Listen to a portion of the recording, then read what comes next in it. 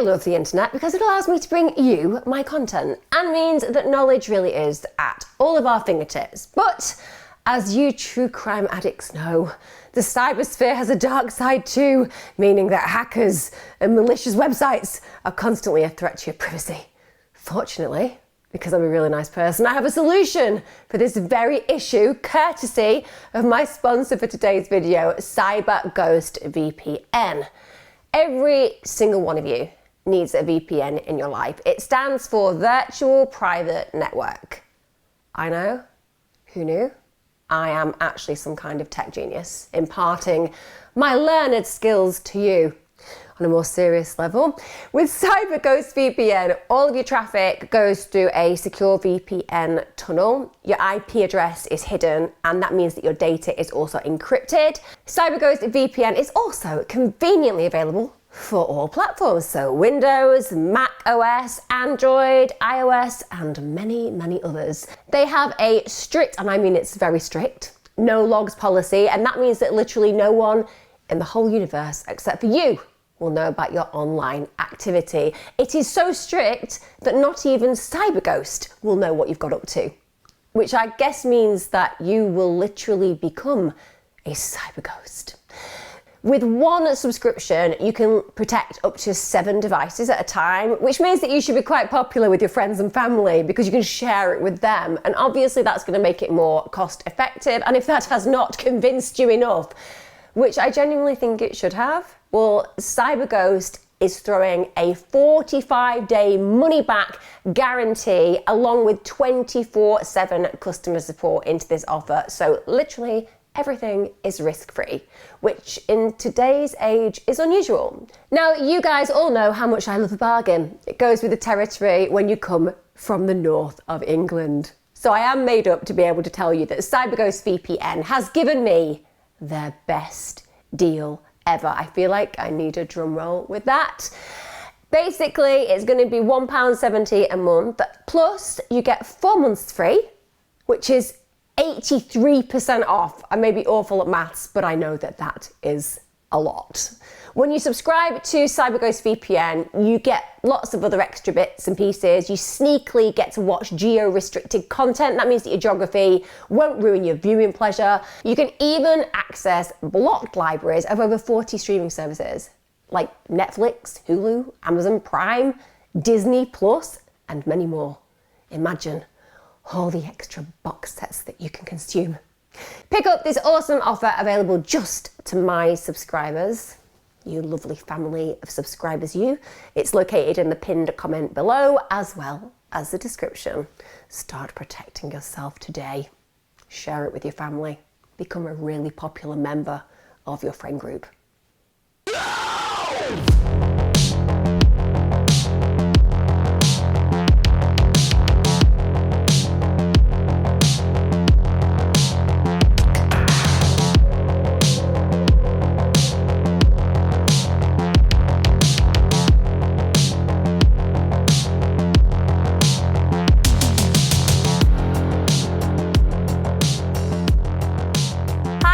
True Crime with me, Emma Kenny. Thank you for joining me. Still swollen from a nose surgery. I think it might be getting slightly better, but I still can't really move my face very well on this side. So just bear with me.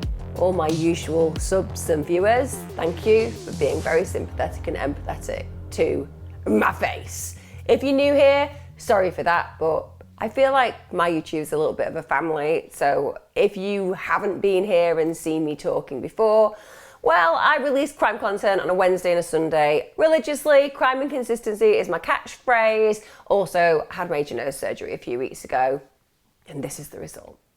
They keep saying the swelling's gonna go down. It's not going down that much. I was on TV on this morning doing my agony aunt phone in yesterday, and I have to say, I had to try to kind of cover this space and go from the side so I didn't look strange. Anyway, enough about me. That's not why you're here. You're here to listen to me talk about some of the worst crimes that have ever happened in the world. I am going to cover a case that yet again you've been asking me to do. I feel I've been very giving with acknowledging what you want me to cover and just going ahead and doing it. even when they're really big cases. But Dennis Nilsen, I know you will be aware of that name. It is one of those names that if you have any interest in true crime, it will resound within your mind.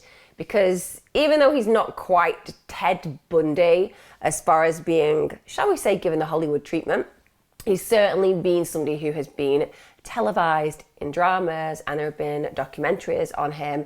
And he is a serial killer that really interests me because I've watched the interviews that have been available with this person, and it's a dichotomy when you watch this particular individual simply because he comes across as quite an intriguing, intelligent man. And I think whenever you see somebody, and remember, serial killers who are organised tend to be more intelligent than the general population, that's one of the most challenging issues, that you'll watch them talking about who they are, what they did, about their life in general, and you'll feel that sense of, would I really ever have been aware of this kind of person have been in my life, that they could have been capable of the gravity and sickness of the crimes? And of course, for the most part, it's a no. And that's why they get to be serial killers, because people do not suspect them. We all agree that there have been many serial killers throughout time, and some stick in our minds more than others. And usually the reason that they stick in our minds is due to the barbarity, the severity, the particularly shocking nature of their crimes. And as I said in introducing this case, without a doubt, one of these is Muswell Hill murderer Dennis Nilsen. He's not just a serial killer, he's also a necrophile. He was alleged to be a cannibal, and without a doubt, his crimes shocked the nation. They still send a shiver down the spine of people who look into true crime or have read about this case, and that's 40 years later. So Dennis Nilsen's name is in that dark curiosity hall of fame when it comes down to serial killers, full stop. So let's look at what formed this individual. So he was born Dennis Andrew Nilsen on the 23rd of November 1945. He was actually born in Fraserburgh in Scotland. He had a Scottish mum and he had a Norwegian father who was a soldier. He was one of 3 siblings. He had an older brother and he had a younger sister, and he was actually raised in rural Aberdeenshire. Nice area of the world, not gonna lie. I mean, it is very rural. It's also very beautiful. And I guess when you're a child, it gives you license for your imagination to just play out when you have the countryside at your fingertips, so to speak. His parents split up in 1948. He was still a toddler at the time, so can't imagine that he necessarily remembered that family unit at all. Also, he hadn't been an attentive father to Dennis anyway. He neglected his family, so his father just wasn't really involved at all. There was no investment, there was no interest in family life at all. And this tends to, I suppose, we can assume, be connected with the fact that he was very involved in his military career. He was part of the Free Norwegian Forces. Now, the Free Norwegian Forces had actually fought against the Nazis when the Nazis had occupied Norway. So that was where his commitment and his energy went. And even when Nilsen's mother was actually with him in a relationship, she'd only ever seen him when he was on leave. So he'd managed to, have leave, impregnate her, remove himself, get on with his real interest, which is fighting for freedom. Not saying that's a bad thing, just saying would be nice if you get somebody pregnant on 3 occasions that you would, I don't know, be a bit more involved when you could be. Who am I to judge? So Nilsen and his siblings then, because of this scenario being, shall we say, not perfect in their parental lives, and after the split in particular, end up getting raised by the maternal grandparents. And it's not a bad situation at all. So Nilsen really does have a great relationship, in particular with his grandfather. His grandfather was a fisherman, and so he would spend a lot of time with him. So they would go on long walks together. And Nilsen recalls that he looks back at his memories with his granddad and can see this man carrying him on his shoulders, which is a really idyllic view, isn't it? When you think about caregivers and then you see that image of a primary carer, a role model, a mentor, literally putting you on their shoulders, I think that's a metaphor as well, imagery-wise, for a really great relationship. Nilsen describes his childhood as contented. There is a shock, however, in 1952. So this much loved grandfather that Nilsen has spent a huge amount of time and also has developed interests, particularly in areas like fishing with, he dies. So he has a sudden heart attack. This is when he's out fishing in the North Sea. So anybody listening now who has gone through a loss that is just sudden and unexpected, and particularly a loss that involves somebody that you see very regularly, particularly if it's a primary caregiver, you know that coming to terms with the fact that they're no longer present in your life is really challenging. And that's even if you're an adult. When you're a kid, they're your safe place, they're your safe space, and they go from being fully visible in your world, an individual that you turn to, an individual that you genuinely feel in your childish brain will always be present, because that's what you like when you're a kid. You have this sense of permanence in a massively impermanent world. And it had a profound impact on the young Nilsen. One of the things that happened is that he saw his grandfather in the coffin. A lot of us will have done that. I remember at 6 years of age going and viewing my own grandfather in his coffin, and I remember just thinking that he looked like he was asleep. It certainly was not a bad experience for me. Fast forward a few years, I saw my Uncle Cyril in a coffin. I remember thinking, why did I just put myself through that? And actually, the irony is sometimes people feel that they have to go along and do that to come to terms with the death. But honestly, it's perfectly acceptable if you choose not to view people who are dead. Even though there is some schemes of research that says it can be really helpful to come to terms with the fact they're no longer present, there's other research that says it can be highly traumatizing. Certainly, apart from my grandfather, pretty much every single person I viewed in a coffin afterwards, I was like, it's a bit weird. And as a kid, it feels like it had a traumatizing effect on Nilsen. So he starts to suffer quite bad nightmares, particularly about Dracula. And again, we all know the story of Dracula. Gets out of a coffin, sucks your blood, that kind of thing. But in his childish brain, it would be the brain coming to terms with the fact that potentially he wants his grandfather to come back to life, but also understands the fear behind if that happened, i.e. equating him with a vampire. And this is the point that Nilsen says is where he decided that he wanted to be less involved in society. He started to withdraw, and he would often just stand alone. He'd be at the harbour watching the boats.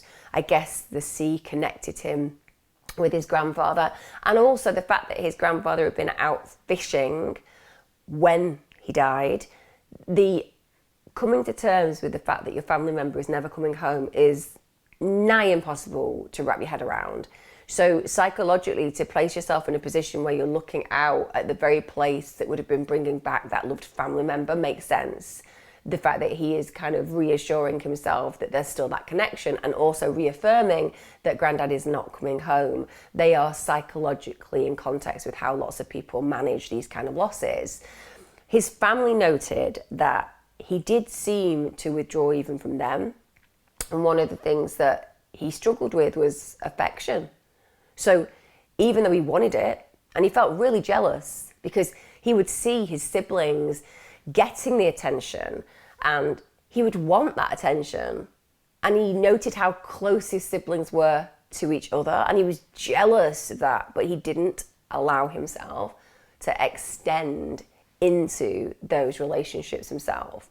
And I think we can just therefore link that at that point in time, he had lost somebody of such profound significance, and it had hurt so dramatically that the idea of getting close to other people, on two levels. One, because if you are then lost, if something happens to you, they experience the pain you're experiencing, or alternatively, if anything happens to them, you again are placed back into that scenario of agony. And grief is, beyond a shadow of a doubt, agonizing.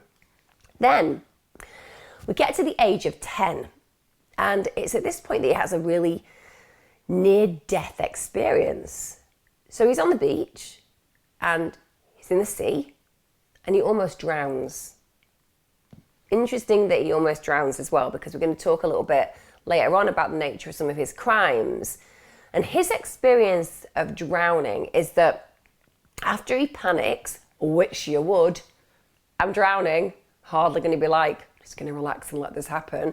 But he recalled that after that initial panic, there was kind of like an acceptance, like a sense of tranquility.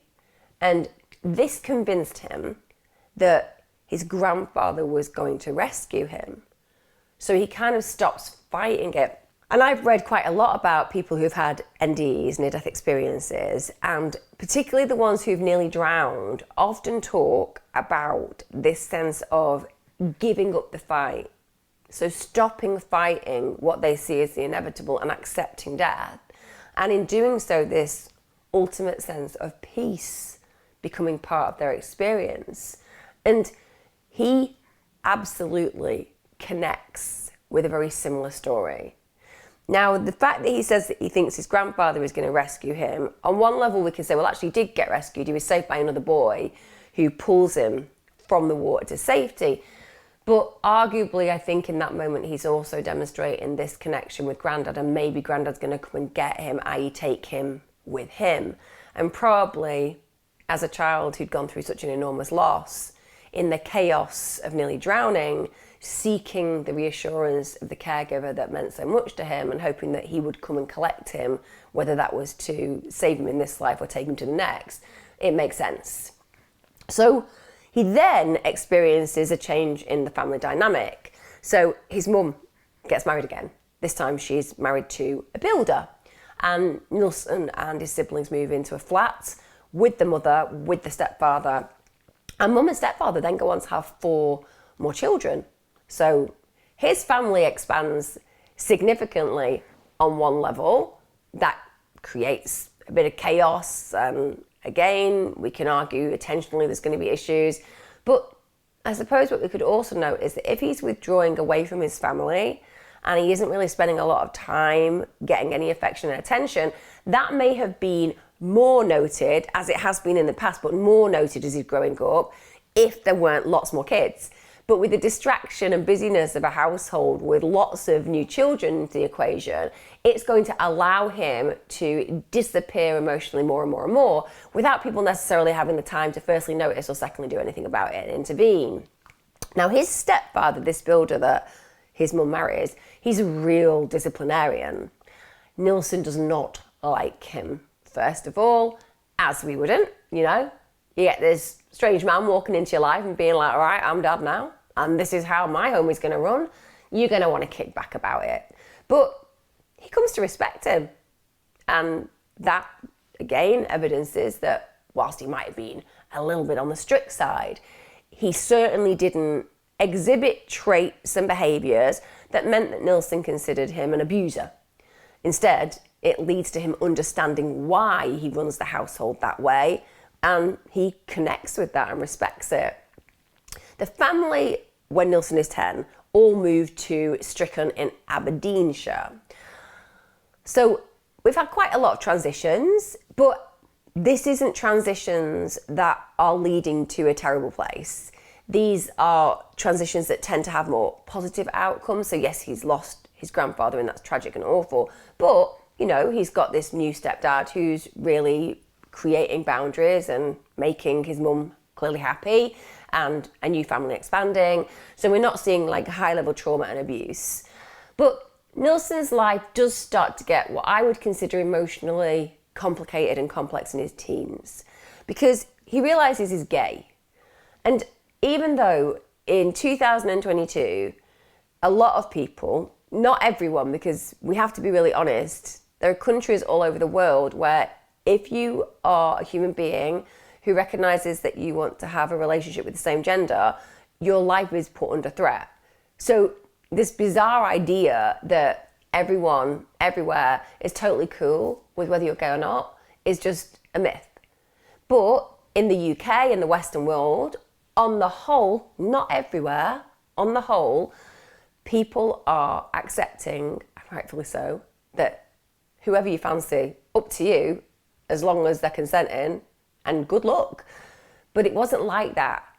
My uncle was gay at a time when it was illegal. It literally ruined his life. They offered him ECT, electric convulsive therapy, literally. We'll just zap your brain. That'll make you straight. That's how people were at that time. So for Nilsen, realizing that he's a gay teenager, that's going to be terrifying. It was illegal to be homosexual. It was condemned by society. You were seen as immoral. You were seen as a criminal. Imagine being a child growing up and realizing that you have these feelings towards somebody in your own gender and that the consequences are you could go to prison. I mean, it's natural for you, and yet the world around you is like, you are totally unnatural. You're an abomination. You deserve being locked up or placed in a mental institute. These are all things that gay people had to really consider back in the 60s, 50s and 40s. So it's a really challenging time, and he's experiencing huge amounts of shame, huge amounts of confusion. And initially, understandably, he just decides that he's going to keep it secret, so he doesn't tell his friends, he doesn't tell his family. But he does start doing what I would say is exhibiting some very worrying behaviour. He ends up fondling his siblings, and also this is around the time that they are asleep. So again, keep that in mind for some of the things that we're going to talk about later on regarding the types of murders and crimes that he carried out and the links that we're making, particularly, as I've said so far, with drowning and now sexual behaviours around his siblings when they're asleep. And that's reprehensible, by the way. You know, it doesn't matter that we're talking about a time gone by. That's sexually molesting his siblings. And one of the things that occurs is that his older brother starts noticing this kind of behaviour and he starts accusing him of being homosexual, derides him, humiliates him when they're out in public, and even refers to him as a hen. And I know what you're thinking. I don't get that. You sat there in the States or in Cyprus and you're thinking, why would it be an insult to call him a hen? Surely there are some more effective and abusive types of language that could be used here. But what a hen means is a girl. It's Scottish slang for girl. So he's suggesting that Nilsen is feminine. And again, bear in mind, Nilsen does not want anybody to know that he is gay. He wants to be able to be accepted, albeit at a distance, from society. He doesn't need his brother essentially outing him in that way. Having noted that, still, let's hang on to the fact that his older brother, who knows that he's doing things to his siblings, is probably an individual who has misgivings about Nilsen, full stop. When Nilsen is 14, and I think the choice in careers as well really intrigues and interests me, because if you are really struggling with your sexuality and you feel that the world around you is going to judge you, attack you, reject you, criminalise you, and you're trying your best to show the world that you are as far from their stereotypical perceptions of what a gay man may be considered. We know that those stereotypes don't apply, but may be considered, particularly in those who have a bias to be aggressive to individuals who don't fit the heterosexual paradigm.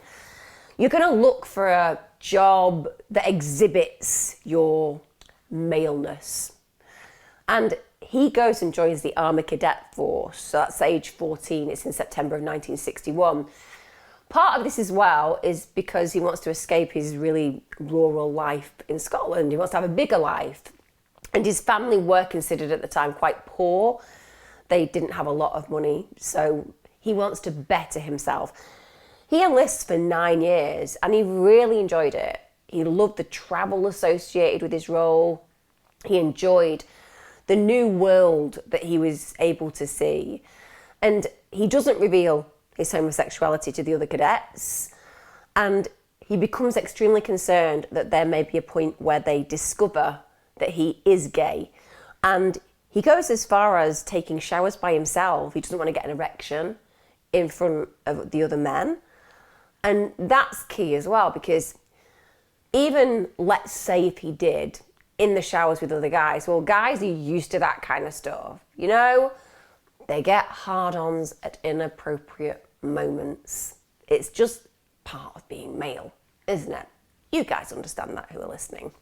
But the fact that he doesn't want a man to see anything sexual occurring in him, that again says, when it comes down to human relationships, visibility is an issue for him. Being seen to some degree is an issue for him. Relating to other men in any other way than is involved in his job, it makes him feel uncomfortable. Now, whilst he's in the military, he goes and serves in the catering corps, and he excelled. In his 3 years training in Aldershot, he was just considered absolutely excellent at what he did. He refers to those experiences and those years as the happiest times of his life, the happiest years of his life. However, bit of a side note, also where he learnt his butchery skills. Skills I think we can all agree would maybe be put into unimaginable use in later life. Ooh, Nilsen seems to be very effective with those knives. He's very involved in the butchering area. Yes, he does seem a little bit enthusiastic. One could say over-enthusiastic. Nonetheless, though, I do like how he serves my ribs. That kind of thing. Anyway, he passes initial catering exams in 1964, and this means he gets assigned to the 1st Battalion of the Royal Fusiliers in Osnabrück, West Germany. Probably pronounced that wrong. This is around the time he starts drinking as well.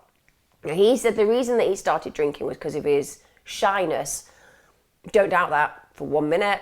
Lots of us will be able to relate to the fact that when you have a little bit of Dutch courage, you know, you have a little shot of whiskey or something before an event, not driving, just putting that out there.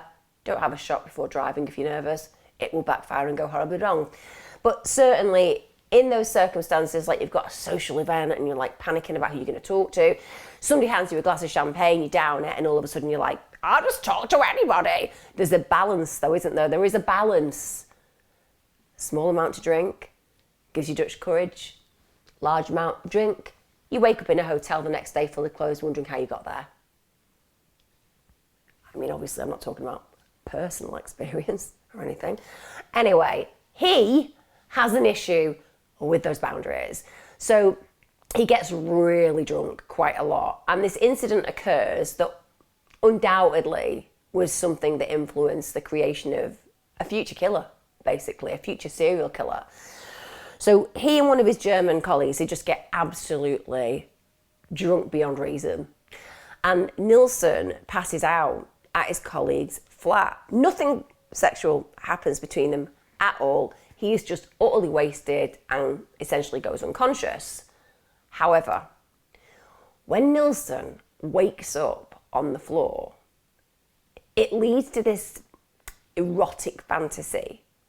He creates this erotic fantasy from that experience.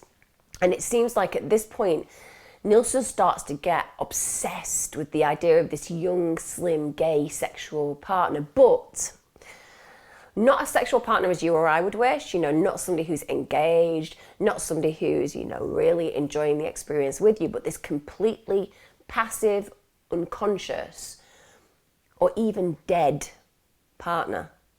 And he would actually try to engineer situations, because this became a real fixation for him, where he'd drink to excess and then he'd pretend to pass out, and he had this hope in his head that if he acted like he was completely unconscious and passive and passed out, that one of his colleagues might take advantage of him track back to the way he was with his siblings. You know, they were going to sleep. They weren't conscious of what's happening. He could do things that he wouldn't ordinarily have been able to.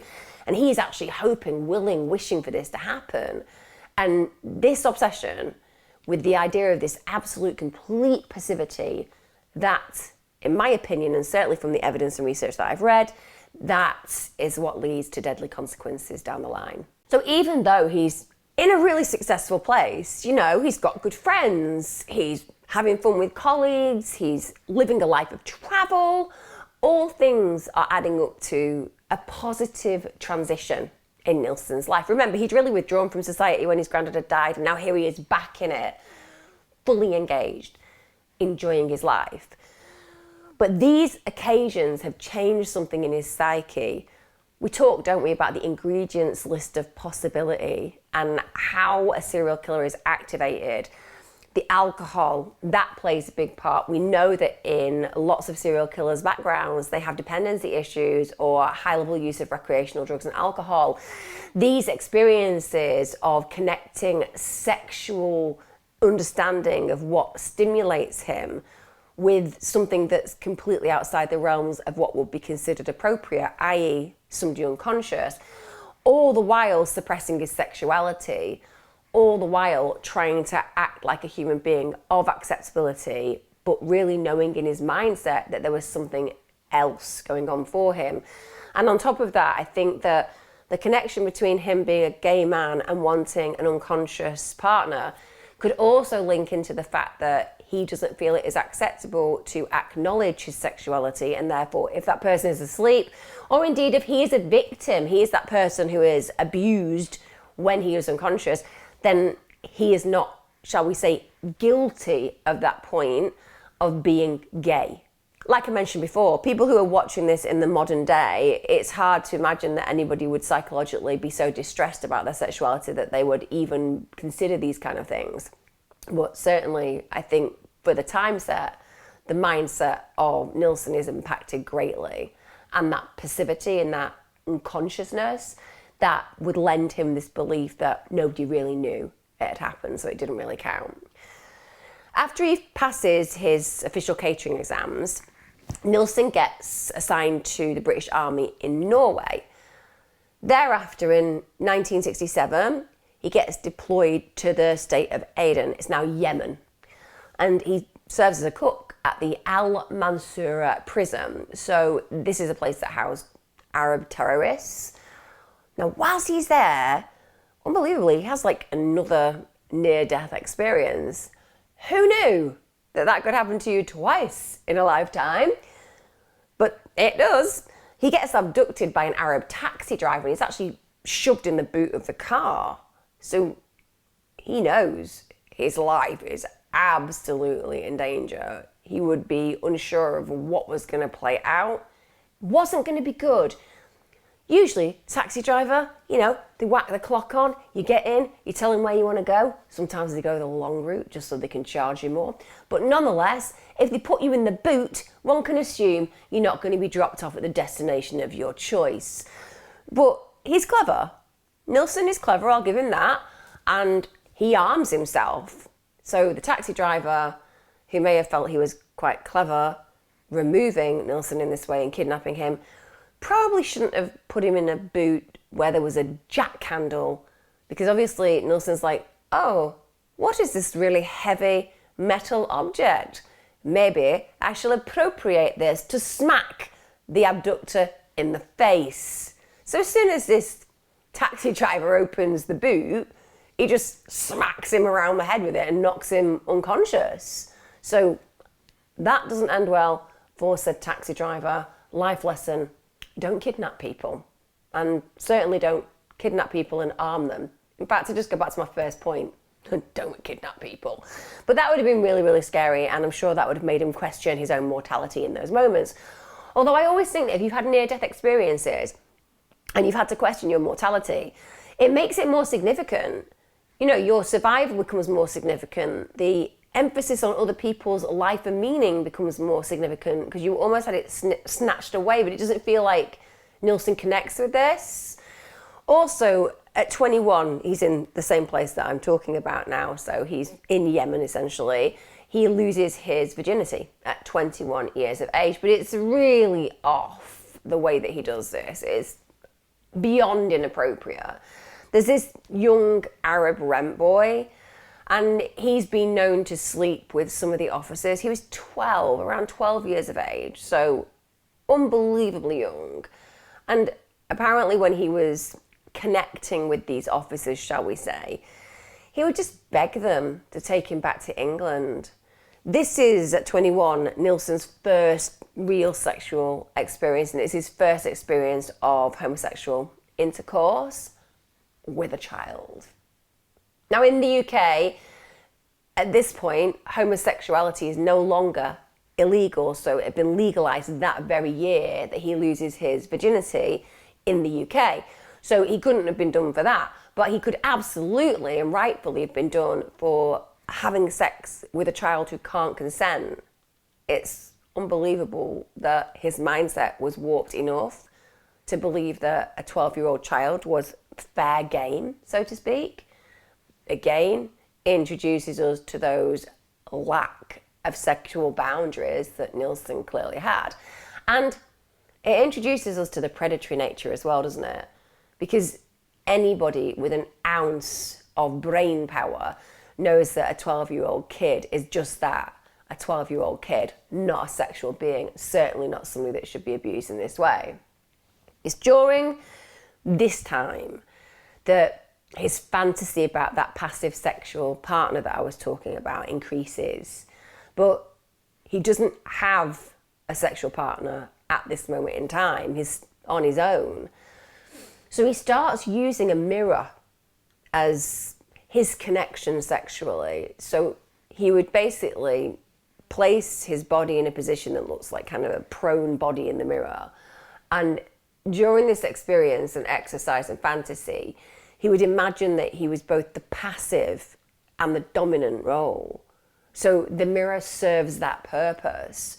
And I'll tell you now, mirrors absolutely become and became an important feature in his fantasy life.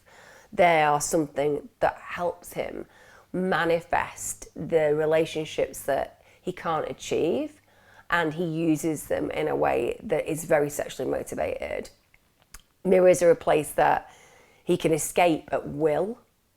He would also, as well, into this fantasy that he's creating in his mind, incorporate the 19th century oil painting, The Raft of Medusa. Some of you may well know that. I will put a picture up so you can kind of see what that picture represents. And in this picture itself, it depicts an old man holding the body of a lifeless youth. So Nilsen uses this as a prop. So he'd imagine a young, dead, very attractive blonde soldier being bathed by a dominant, old, grey-haired man. And after that, he would imagine that this old man would have sex with the corpse.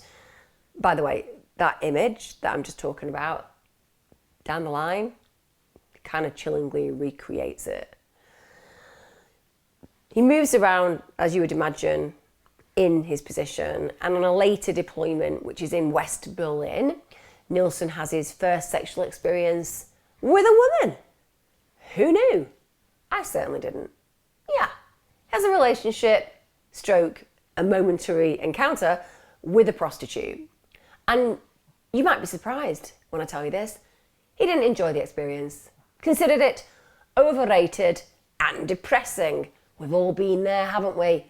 The odd sexual encounter, a little bit on the overrated side, a little bit on the depressing side. Ooh, I think I need to take a shower kind of thing. But the reason that we would imagine that he felt that is because Nilsen knew he was gay. So I have some sympathy and empathy, by the way, for him doing that, because so often there are these myths and stereotypes about, oh, well, all you need to do is to try this, or maybe if you just work really hard, you'll be able to overcome your sexuality and actually find women attractive. And one, I imagine that he wanted to have sex, there was some kind of compulsions there. But two, I imagine that he was trying out what it was like being with a woman, because maybe he felt that the fantasies that he was having about men were leading him on a very dark path. Therefore, if he could move over to female connections, it would transition those feelings. I'm just making assumptions about possibilities, but certainly it strikes me that way. Clearly, as a gay man, he's not going to really enjoy having sex with a woman. It's not going to do it for him. Nilsen ended up serving 11 years in the military. He left in 1972, and he left with the rank of corporal. At this point, he spends a few months living at home in between jobs, but this is also where a fracture in his family really begins. So he's watching a documentary with his brother. It's about a gay man, and they end up having this argument. Nilsen tries to defend gay rights, as he should, and his brother is really angry and just goes ahead and discloses to Nilsen's mother that he is gay, which is totally unacceptable, would be devastating for Nilsen, who clearly wasn't ready to come out to his mother.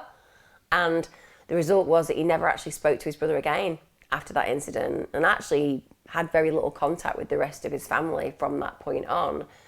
So it was pretty catastrophic, that situation. That argument that spiraled into something much greater literally provoked a scenario where he basically cut his family out. So at this point, and again, I think he's trying to prove himself as a man, that he decides that he wants to join the police. So he moves from Scotland to London to undertake the training. I think it makes sense that London would be a far nicer place for Nilsen to inhabit. It was a lot more diverse, a lot more inclusive, a lot more going on. And he then goes and completes his training in 1973. Bit of a weird behaviour develops though.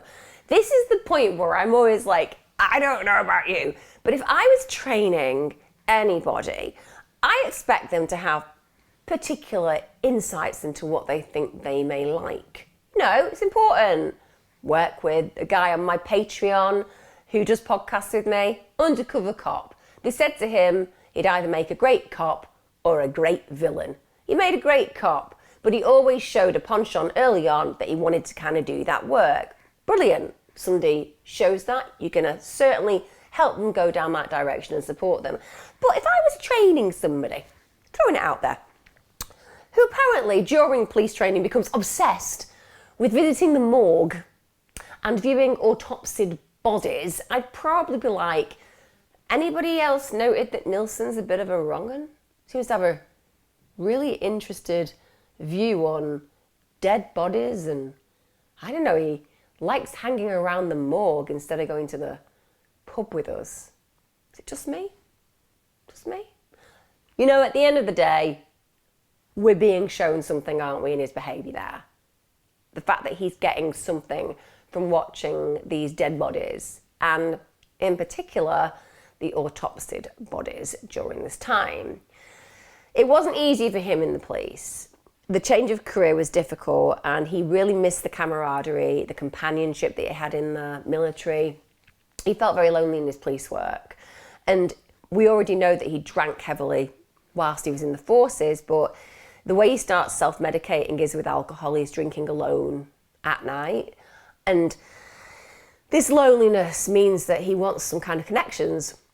So he's pretty eager for company at this point. So he starts visiting gay bars. Obviously, the capital in the UK, London, has got lots of gay bars. Even in the 60s and 70s, you know, certainly as the legalisation of becoming gay at the end of the 60s became very present in our society, it meant that these bars absolutely exploded, and rightfully so. But it also means that he can, at this point, start having some brief sexual encounters with men. But he said that he found it completely unfulfilling. He just found regular sex completely unsatisfying. That was his problem.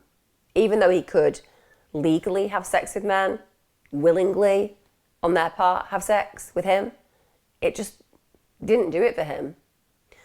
In 1973, Nilsen, I would say, has his first brush with the law. Now, this is because a young man ends up staying in Nilsen's flat, and he goes to the police afterwards and he complains because he says that he'd woken up to find Nilsen taking photos of him, which is bloody odd. I'm sorry, it's a massive violation. Could you imagine how you would feel if you kind of wake up at somebody's house and they're basically taking nudes of you? without your permission, straight to prison. Simple as that. But after Nilsen's questioned, he gets released without charge. So he obviously spun on to the coppers that made them believe him, or they didn't take the guy seriously.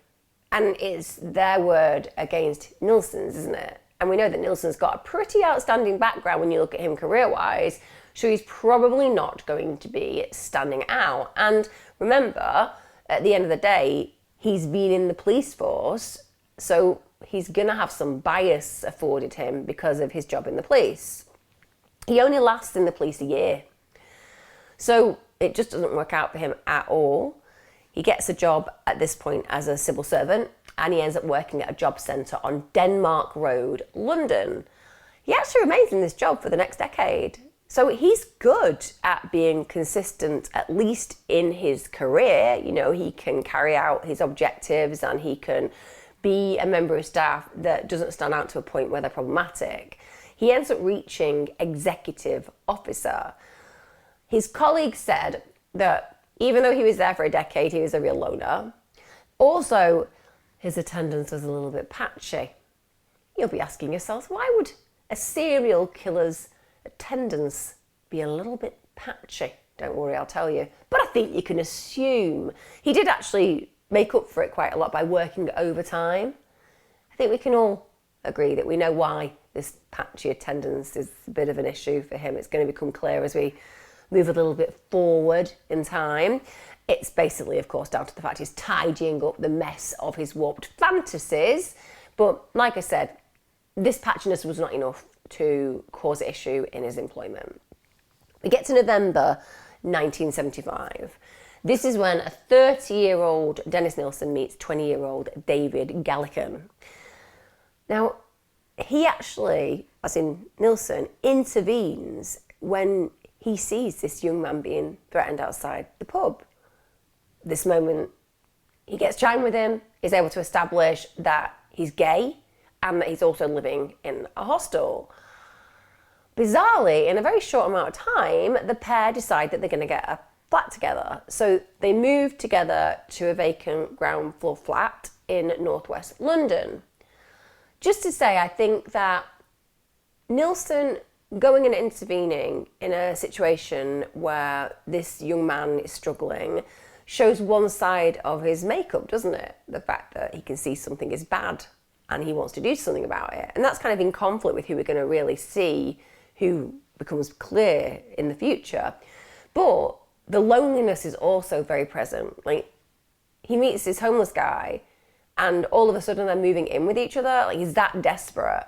So Nilsen is clearly really, really struggling with his emotional void. That address that they move to becomes famous for obvious reasons, but it's 195 Melrose Avenue. Nilsen manages to also get the landlady to give he and his roommate, essentially, exclusive use of the rear garden. One could say he just liked having his own space. Maybe he was a bit of a horticulturist. Maybe he was a landscaper at heart. Who knows?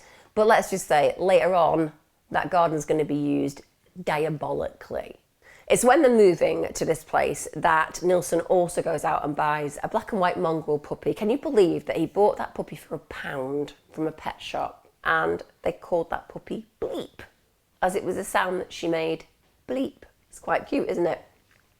They do say psychopaths tend to make reasonable owners of dogs. They like owning something, and also they like the fact that a dog is fully loyal to them. But again, it could speak to Nilsen's loneliness, the fact that he wants to create a home that represents something that's more stereotypical. I mean, coming home to a house when there is a pet is coming home, isn't it? She was genuinely his only constant companion during the years that followed, so she obviously had great meaning to him to some degree. And there were pictures and videos that he took of her. She was something that was very much a consistent in his life. Now, Nilsen and David didn't stay together long. After a year, David moves out. Now, he later claimed that the reason for this was that there was just that volatility and that there had never been a sexual element to their relationship. But then how many people would be like, oh yeah, totally, I make great relationship choices. I was sleeping with a serial killer. I mean, it's not something the majority of us would choose to admit if it came up later on that the individual we had selected fitted such a mindset. I mean, there are people who admit to it. Those strange women who write them in prisons, believing that if only they'd met them, they wouldn't have murdered those other 30 people. But you know what I'm saying. It's easy to deny it because Nilsen says that wasn't true. He said he was attracted to his flatmate, but they didn't often have sex. So they did have intimacy occasionally. So now we have Nilsen being left at this flat. He's just got his dog for company.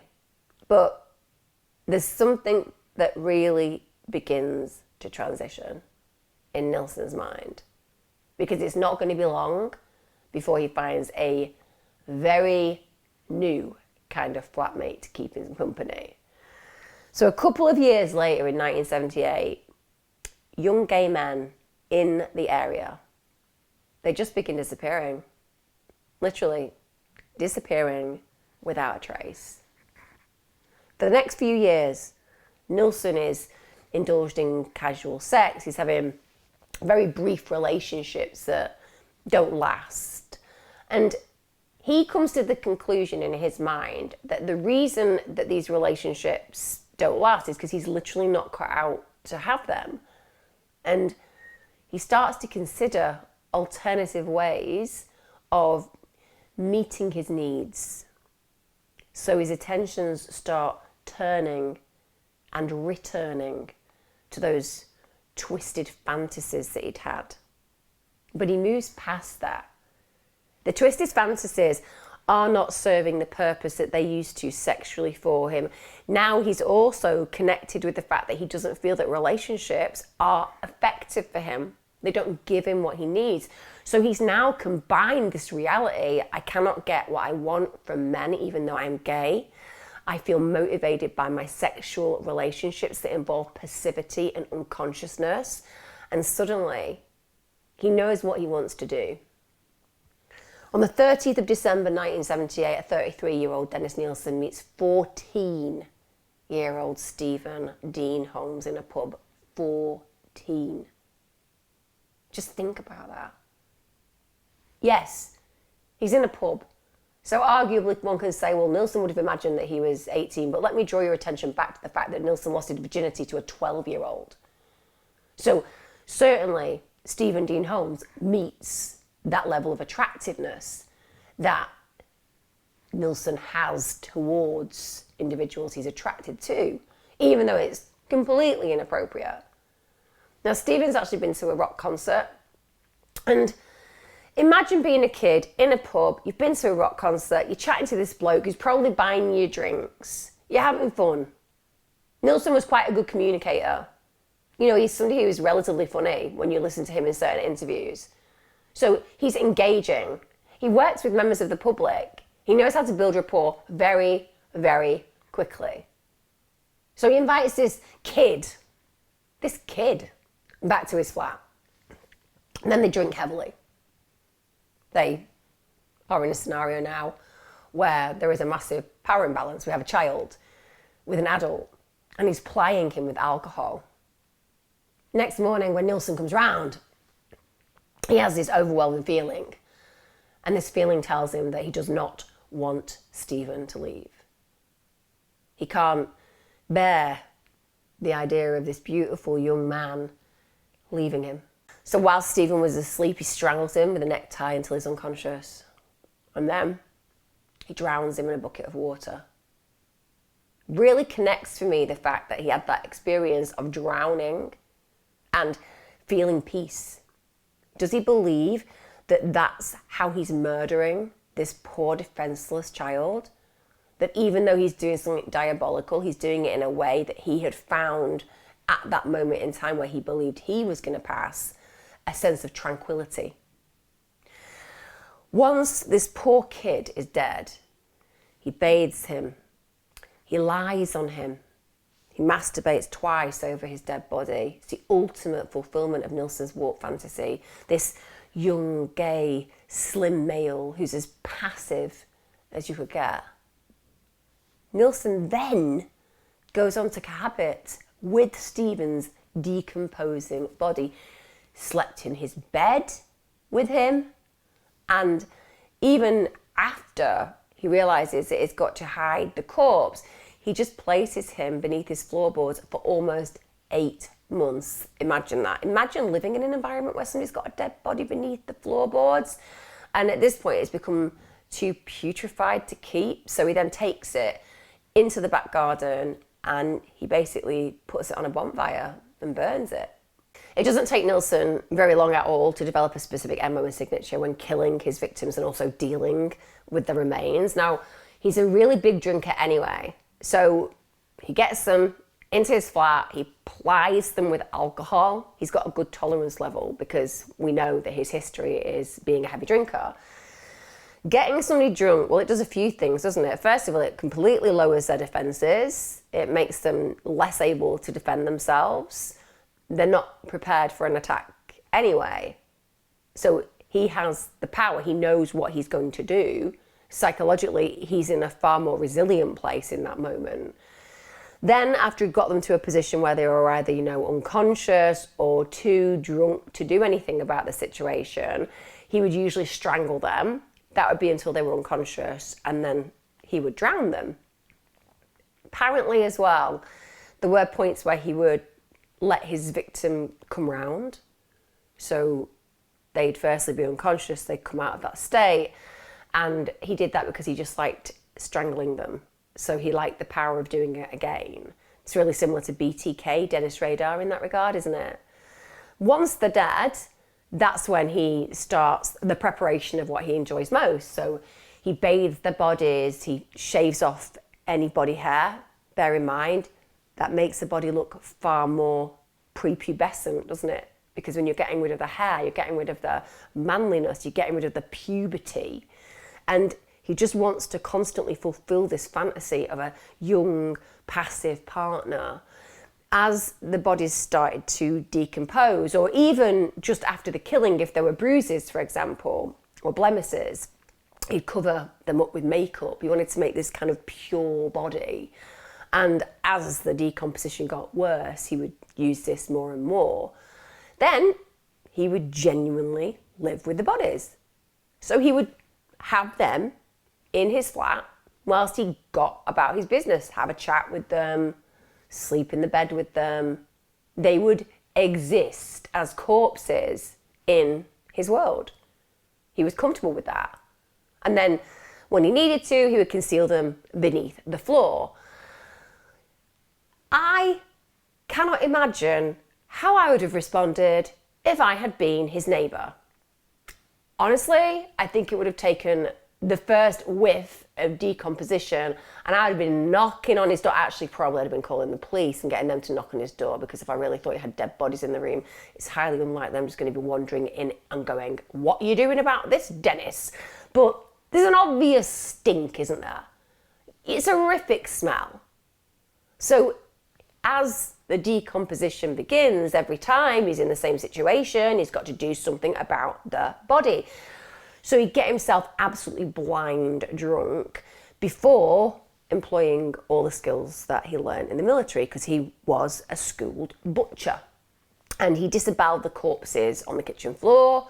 He would dispose of the organs behind the fence in the garden because he felt like animals were going to eat it. Or, throw them in the outside bin. Can't imagine it had worked today. Down the recycling plant.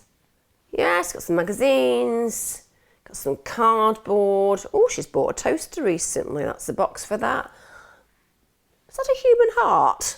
It's not going to work, is it? I'm not saying that's how it works down at the bin yard and the recyclers, but you get my drift.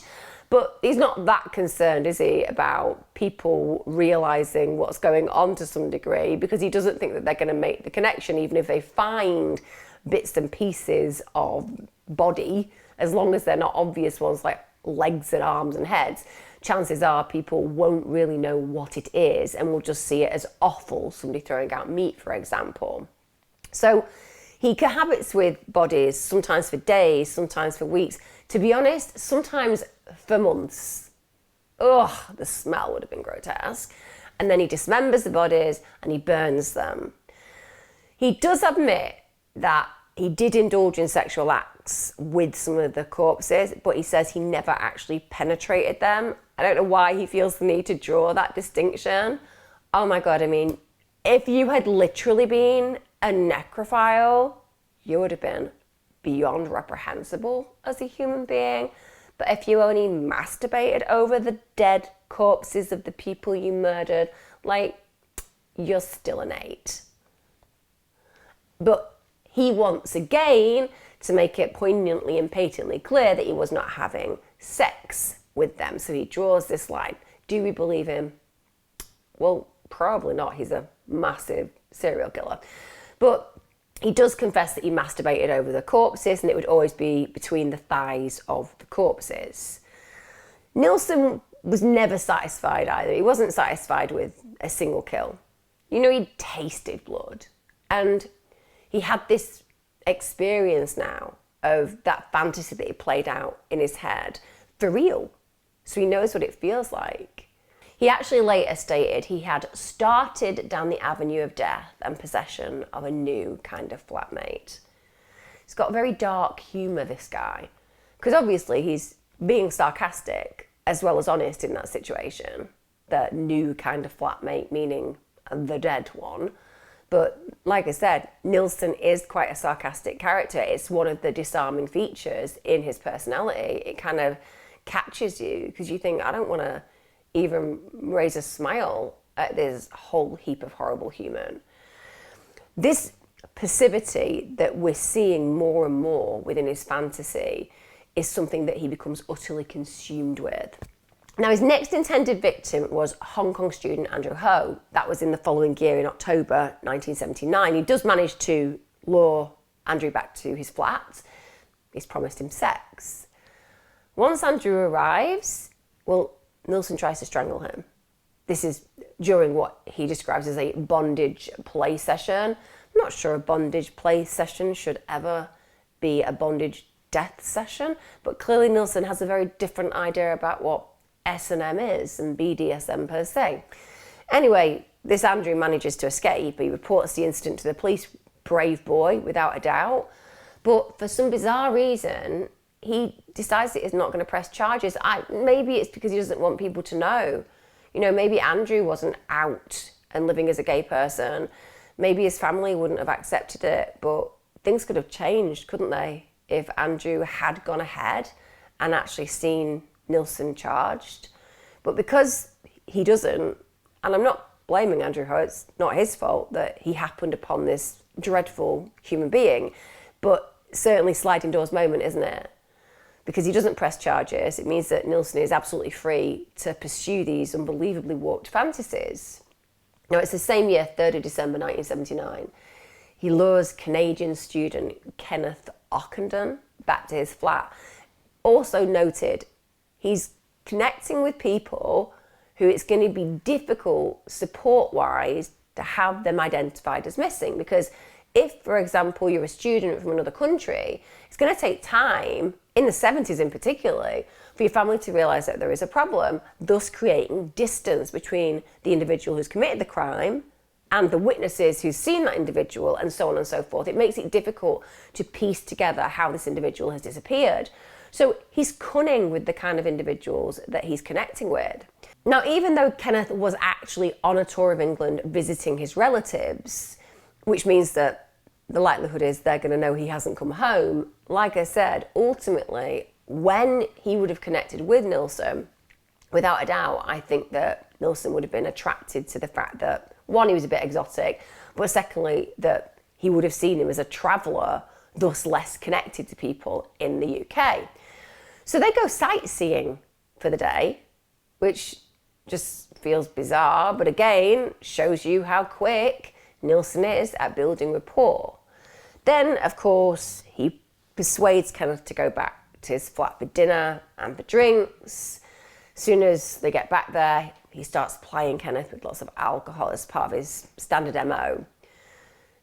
Kenneth is then listening to a record, and he's listening to the record with headphones. And it's at this point that Nilsen strangles him to death with the headphones wire. He's dragging him across the floor whilst doing that. He then, after murdering this poor defenceless young man, just sits back and listens to music using the same headphones. Next day, he takes Polaroid photos of the body and he poses Kenneth's body in suggestive sexual positions. Then he watches TV with Kenneth's corpse just lay on top of him for hours. As you already know about the way that he deals with these bodies later down the line, he conceals the body underneath the floorboards, and then during the few weeks after and days after, he gets it out from under the floorboards. He places Kenneth's body alongside him on the armchair whilst he's watching TV and whilst he's drinking. And Dennis Nilsen said that when he looked at Kenneth, he found his body and his skin just to be so beautiful. He said the sight of it almost brought him to tears. The sight of his skin and body was so beautiful that it almost moved you to tears. I'm just going to throw it out there on a list of what would make me cry if I had a dead body in the room with me that I'd murdered, that I may cry through fear. But we are thus introduced to the absolute distortions of a serial killer's mind. Viewing him as a piece of art, as an object, so beautiful to be cried over. Kenneth, who, as I noted, was Canadian, and that was probably one of the reasons why Nilsen started talking to him, thinking that he didn't have a lot of connections in the UK. Because he was visiting his relatives, he does get reported missing. His third victim is 16-year-old Martin Duffy. He was born in Merseyside and he had run away from home. So he'd been sleeping on the streets of London, rough, since arriving there. So perfect for Nilsen. Who's going to be looking for this kid? So he follows his usual MO. Nilsen gets him back to the flat. Bear in mind, if you're homeless and you've got the chance of like sleeping on a sofa or sleeping in a bed, it's going to really entice you. That's what makes people so vulnerable in those situations. That's what's so distressing about this. It's the same with prostitutes. Like, these are individuals who are the most vulnerable and needy, and these predators know that and they prey on it. So Nilsen lures him to his flat on the 17th of May 1980. He's offered to feed him. He's offered to let him stay the night. Martin is desperate, readily accepts. As with his first victim, he strangles Martin whilst he's asleep until he's unconscious, and then he drowns him in the sink. Then, again, he bathes his lifeless body, caresses it, he kisses it, and he recalls that he straddled Martin's body and he masturbates over it. He later down the line commented it was the youngest looking body he'd seen so far. Oh, again, straight back to that whole connection with when he lost his virginity to a 12-year-old. There are some strange connections that he makes attractiveness-wise with the individuals that he most values. And that is that they look like very young boys. Now, he doesn't conceal this boy's body beneath the floorboards. Instead, he decides that he's going to store it in his cupboard. Following Martin's murder, what we know is that Nilsen goes on to murder several other young men in his flat on Melrose Avenue, and he does attempt to murder at least one other. Now, after some of these killings, he says that he did at times experience feelings of self-loathing. He says sometimes he burst into tears or he spat at himself in the mirror, but it didn't stop him. Well, you know what, Mr. Nilsen, we all have moments of self-loathing. Usually these moments will help us adjust our behaviour. I don't think it's all right for you to say, well, you know what I mean. I'm the kind of person who feels bad about going around murdering innocent kids and young men. Sometimes I get so upset with myself, I cry. What else do you do? Nothing, I'll just carry on killing them. No idea where that accent came from. He's Scottish for a start. But you know what I mean. He's saying he had self-loathing, but not enough to change his behaviour. Only one of the victims that he subsequently murdered would go on to be later identified. He was 26-year-old father of one, William Sutherland. He was killed on the 20th of August 1980. He sometimes worked as a male prostitute. He met Nilsen in a pub in Piccadilly Circus, and he made one fateful mistake, which was he went back with Nilsen to his flat. And for that, Nilsen strangled him to death. Now, Nilsen really struggled to be able to recall many of the details of his fifth victim, other than he said he was a labourer, an Irish labourer. He was between the ages of 27 and 30, and he had rough hands. He said he wore an old suit and jacket, and that they had met in the Cricklewood Arms in the late 1980s. We'll note, down the line, he actually said that he made that victim up. The next unidentified victim was his sixth victim, and he was killed in October 1980. That was a slender male prostitute. He said he was between the ages of 20 and 30. He was either Filipino or Mexican descent. They apparently met in the Salisbury Arms, and Nilsen claimed he resembled a gypsy. This is what psychopathic serial killers are like. They're so not interested, are they, in the human reality? We're talking about a human being here, and he can't even place him within 10 years of how old he was. Doesn't even know what nationality he had. But he knew that he met him in the Salisbury Arms. Can you see how they kind of don't memorise details that actually would humanise the individual that they murdered? The next unidentified victim, this is his seventh, he's killed in November 1980. Nilsen later described him as being English. Apparently he was a vagrant in his 20s. He found him sleeping rough in a doorway at the top of Charing Cross Road, and he would later state that he believed his victim's life had been one of long suffering. Really? Well, just throwing it out there, Mr. Nilsen. If it is true that indeed this man's life had been one of long suffering, why did you kill him that way, thus adding to it?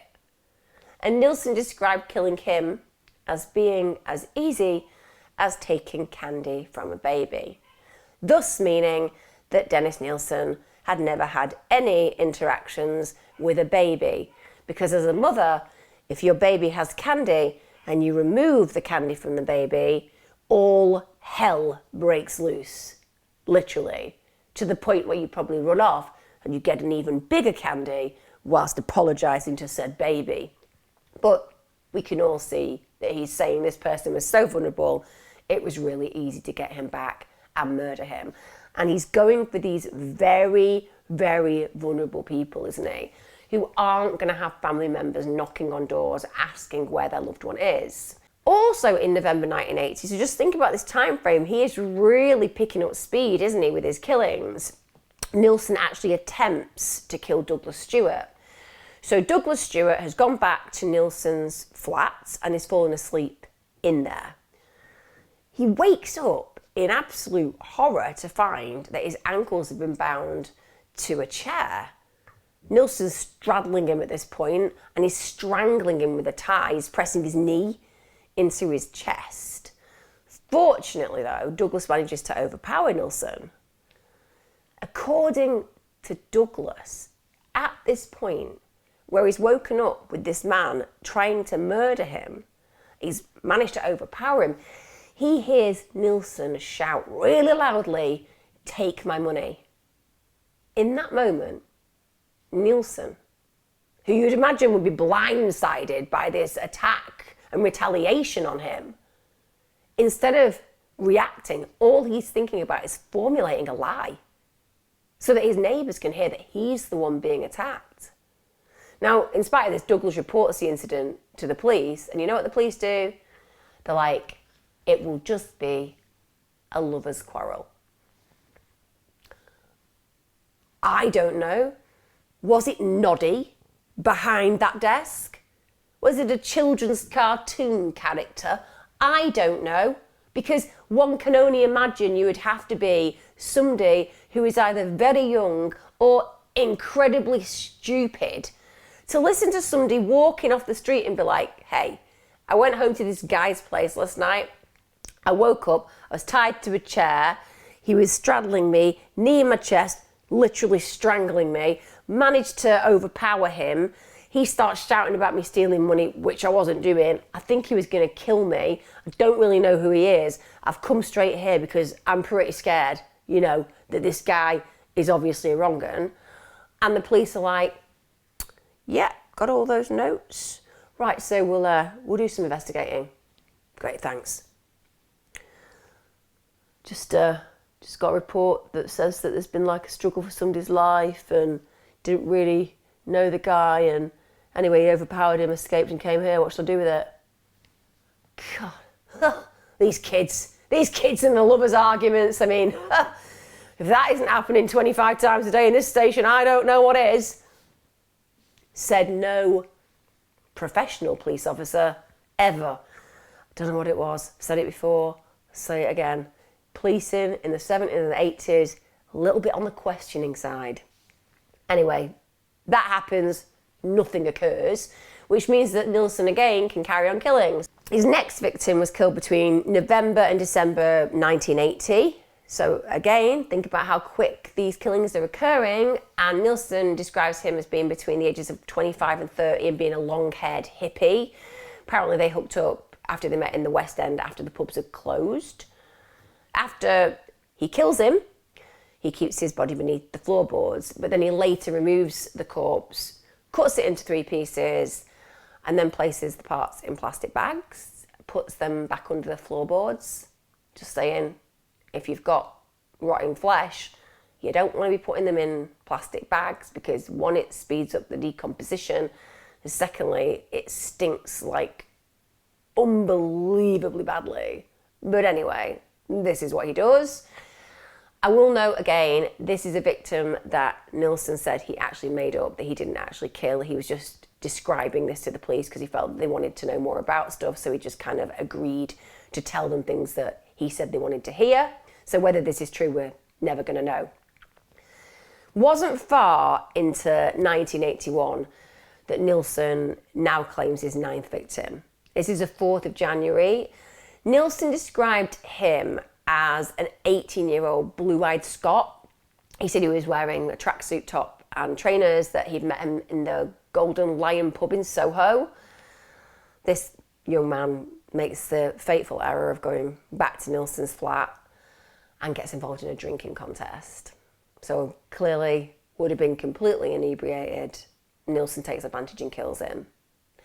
The following month, Nilsen kills his next unidentified victim. Again, very sketchy memories about the person that he's murdered. He says that he was originally from Belfast. He was in his early 20s. He said that just like with his 8th victim, he'd met him in the West End after the pubs had closed.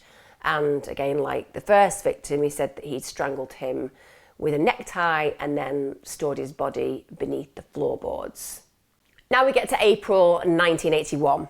Nilsen meets his 11th victim. This is at a food stall in Leicester Square. I'm always like, oh my God, you know, you're at a food stall. Who, for even a hot second, could imagine that when you're just going about your business, the person that stood next to you happens to be an individual murdering young men and storing their bodies under their floorboards at their flat, and you end up in a conversation? Now, he's apparently an English skinhead. He was aged about 20, and Nilsen just lures him back to his flat with the promise of food and alcohol. After he kills him, he said he hung his naked body in the bedroom for 24 hours. Then he takes him down, puts him beneath the floorboards with the others. Again, later down the line, Nilsen said that that wasn't true. He made that victim up too. So we can't absolutely state that Nilsen did kill all the people that we've gone through today, but a lot of serial killers are major liars, so it's possible. But also lots of serial killers do kind of like to take responsibility for the crimes that they committed. They're not that happy with taking crimes that other people have committed and using them as their own. They tend to reject that. So it could be that Nilsen is actually telling the truth and he's just at the point in questioning, complying with what he thinks the police want to know about him. And particularly what they want to know about what they believe could be more murders than he committed. Now, by this point, you can imagine what Nilsen's flat is like. Yes, intolerable is not the word. So he's got multiple decomposing bodies. Remember, he's had them in there now for long periods of time. Yes, he's got rid of some, but then he's just replaced them. They've created a horrendous smell. The property itself was literally plagued with flies and other insects because they're all feasting on rotting flesh. He was using fly spray. It actually makes me laugh that he thought that fly spray would do anything. You're like, Mr. Nilsen? I mean, I assume that fly spray may work for the odd blue bottle or mosquito that enters your property, but I think you'll find the flies are coming from the maggots in the decomposing bodies. They were absolutely infested with maggots. In fact, even he recalled that he would see maggots crawling out the eye sockets and mouths of his victims. Neighbours at this point are also complaining because it stinks, and he decides that the best way to deal with this is to lie, obviously, and he's like, oh yeah, it's nothing to do with me. No. It's structural problems with the building. I mean, we've all been there, haven't we? You're in your house, you've got a bit of subsidence, you've got some foundational issues, and the next minute you're infested with maggots and flies, and you have a stench of death rotting through your home. Very common problem. Anyway, Nilsen's managing to create this web of lies that people probably want to accept because that's going to be better than thinking I'm living next door to a serial killer. But Nilsen realises that this is a problem and he needs to ultimately dispose of all the corpses because it's heating up and people are starting to ask questions. So the ones that are in his house still, he decides that it's going to burn, and so he goes to the waste ground behind his flat. He dismembers, first of all, the bodies on the kitchen floor. This is with a large kitchen knife. But before he actually goes ahead and removes their flesh into appropriate sizes so that he can dispose of them, he actually kneels alongside the rotting corpses and masturbated over them. I guess for him psychologically it was a sexually satisfying moment, but it was also a ritual of saying goodbye. In some of the cases, he boiled the skulls because he wanted to remove the flesh because it causes the brain matter to evaporate, essentially. The putrefaction in some of the bodies was so advanced that he actually used salt to brush the maggots aside. During the process of having to get rid of those bodies, he basically had to drink really heavily and he frequently vomited during the process, which, when you think about the scene, we have rotted, maggot-filled bodies, and we have a drunk Nilsen throwing up at the same time. It genuinely is a house of horrors. Now, in the order to disguise the smell of the burning flesh, when he goes out and burns it, because it's distinctive, isn't it? He melts a tyre in the flames. So he's very cunning.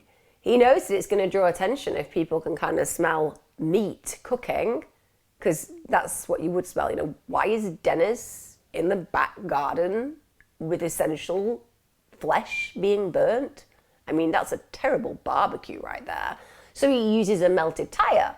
And there were 3 completely unsuspecting local children who genuinely stood around when he was doing that and just watched it burn.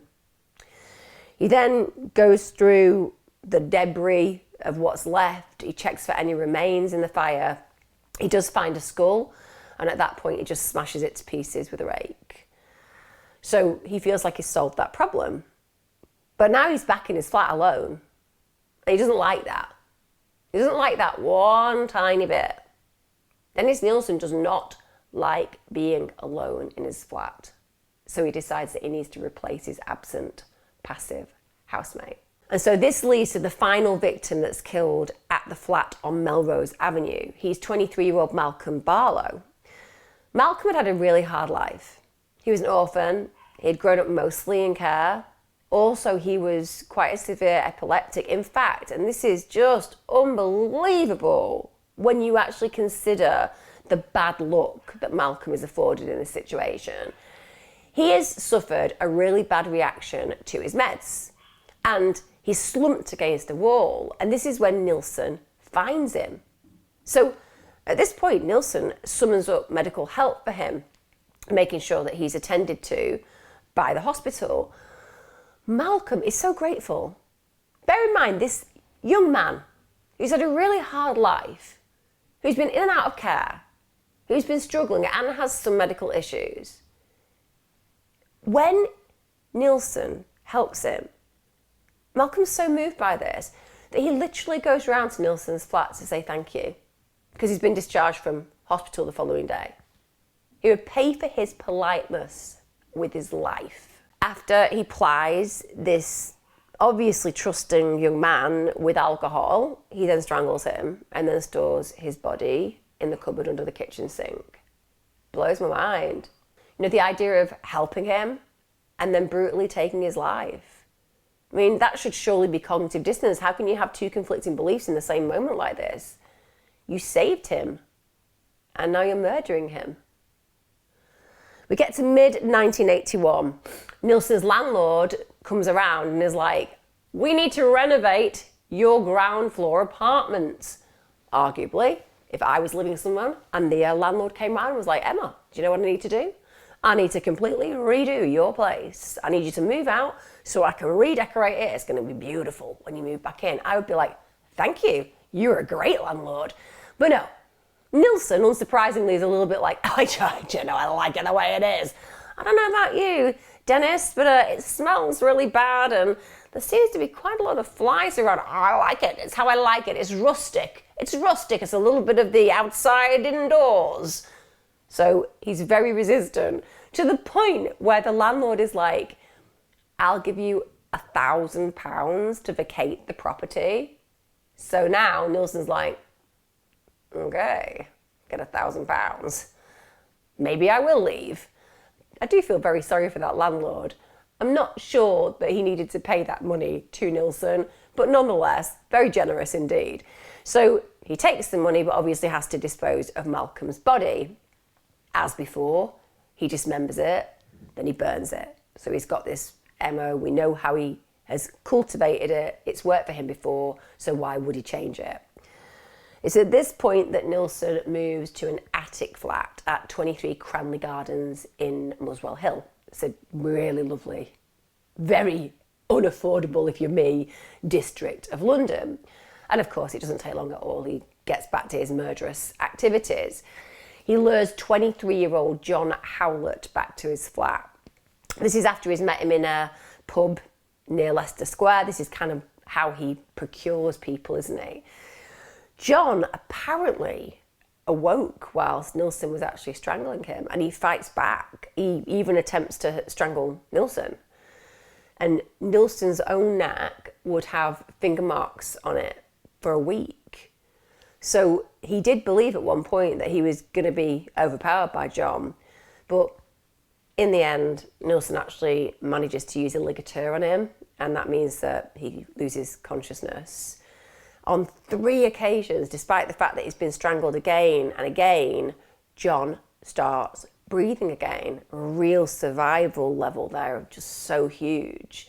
So then Nilsen ultimately drowns him in a bath. He holds his head underwater for around 5 minutes. He wants to make absolutely sure that he's murdered him. Ultimately, he then dismembers his body. He did something different though. He finally dissects some of the organs and he flushes them down the toilet. Then he throws the large bones out with the rubbish because he's no longer got a garden, so he can't burn the remains at this point. The following year, this is 1982, he attempts to murder 21-year-old Carl Stotter. Nilsen again brings him back to his flat, plies him with alcohol. Now, whilst he's asleep, he's actually asleep in a sleeping bag on the floor. Nilsen strangles him. So he comes round. He's in a semi-conscious state. And at this point, Carl is kind of a little bit bemused and under the influence and confused. So he's under the impression that Nilsen may have been trying to free him from his sleeping bag. For some reason, he thinks, oh, have I got caught in my sleeping bag zip? But then, whilst he's still semi-conscious, he hears the running water. And then he kind of realises he's being immersed in the water and realises that Nilsen is trying to drown him. Manages to get his head above the water, manages to get his head above the surface, is pleading for him to stop, but Nilsen forces him back under. And at this point, Nilsen believes he's killed him. And as we expect, then he's got his passive body. So he sits him in an armchair. But it turns out that he isn't dead at all. He's alive. Barely, but he's alive. And he becomes aware of his surroundings whilst Nilsen's dog Bleep is licking his face.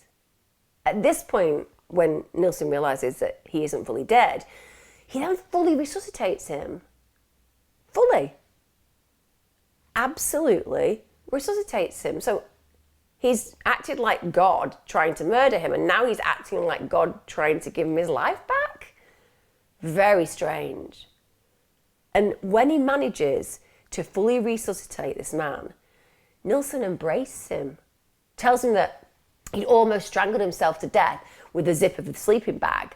And then he goes on and he cares for him for 2 days until he'd recovered his strength. And he fabricates the events that had unfolded by saying that the reason that he'd put his head in the water was to revive him. And after nursing him back to health, he later walks into a train station. It's such a bizarre mentality. He tries to kill him, then he tries to save his life. Again, how quick is he with the cunning? Even caught bang to rights in the act, he's got this story that he can just throw it in to confuse the victim. Was he trying to kill me? Was he trying to save me? But that man had the luckiest of escapes. I mean, I think we all agree it's very rare to survive a serial killer, and to be haunted by the memories of what could have been must be enormous for these individuals who survive. The very same year, Nilsen lures a 27-year-old tourist, just going about his business, being a tourist. He's also a father of one. That's Graham Allen, back to his flat. So all Graham had been doing was basically trying to find his way to Shaftesbury Avenue.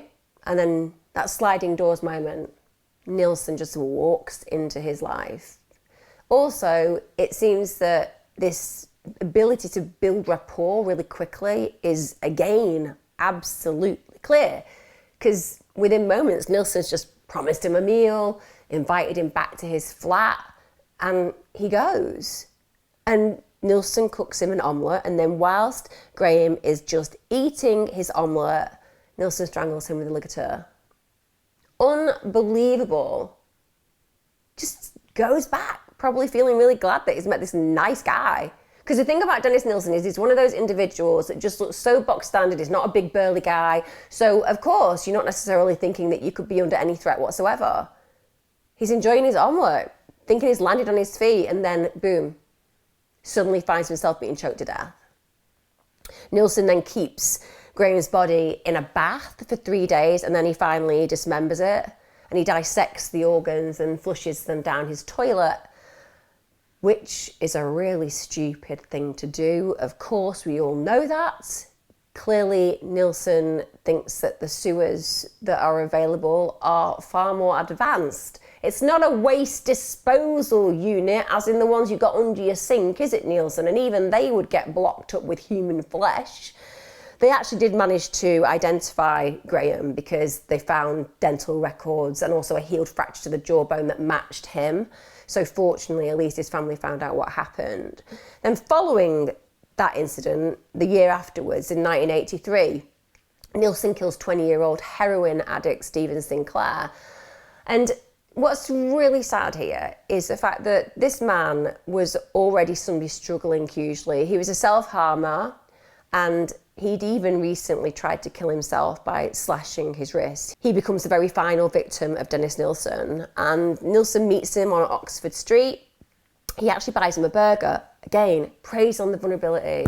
This is a young person who's clearly got problems and is probably very lonely. And then all of a sudden, this kind of normal-looking guy offers to buy him some food. He accepts. And then, of course, he invites him back to his flat. Stephen has a drink, remember, we've got Nilsen, who's somebody who can drink heavily. He's an individual who doesn't struggle with tolerance to some degree, but also Stephen's actually heroin dependent. So he injects heroin back at Nilsen's flat, which means that he's going to be rendered completely helpless. If you're high on heroin and you're also under the influence of alcohol, you are such an easy victim. So then Nilsen strangles him. We expect that with his MO. He gets that ligature and chokes him to death. Then he bathes the body. Then he lies him on his bed and he applies talcum powder to the body and then positions mirrors all around the bed and just lies naked with the corpse. In fact, he records on this occasion that he took Graham's body, laid with it and kind of objectified it, but then kissed Stephen on the head and said, "Good night, Stephen." Now, he didn't store this body in the flat. He actually dissected it instead. So he wraps the dismembered body parts in plastic bags, storing some in the wardrobe and then the rest in the drawer beneath the bath. So again, we're just seeing this typical behaviour of body parts being stored in small spaces, and we all know what happens when that occurs. Now, as well as Stephen's body, Nilsen also dismembered the bodies of other victims that he killed in that second flat. And it seems that because he couldn't go out in the garden to burn the bodies, he had a major problem. Of course he did. So he's trying to flush down the toilet flesh, organs, even smaller bones. I mean, has Dennis Nilsen ever been abroad or to a place with less than perfect sewage systems? You literally cannot put toilet paper down those particular loos.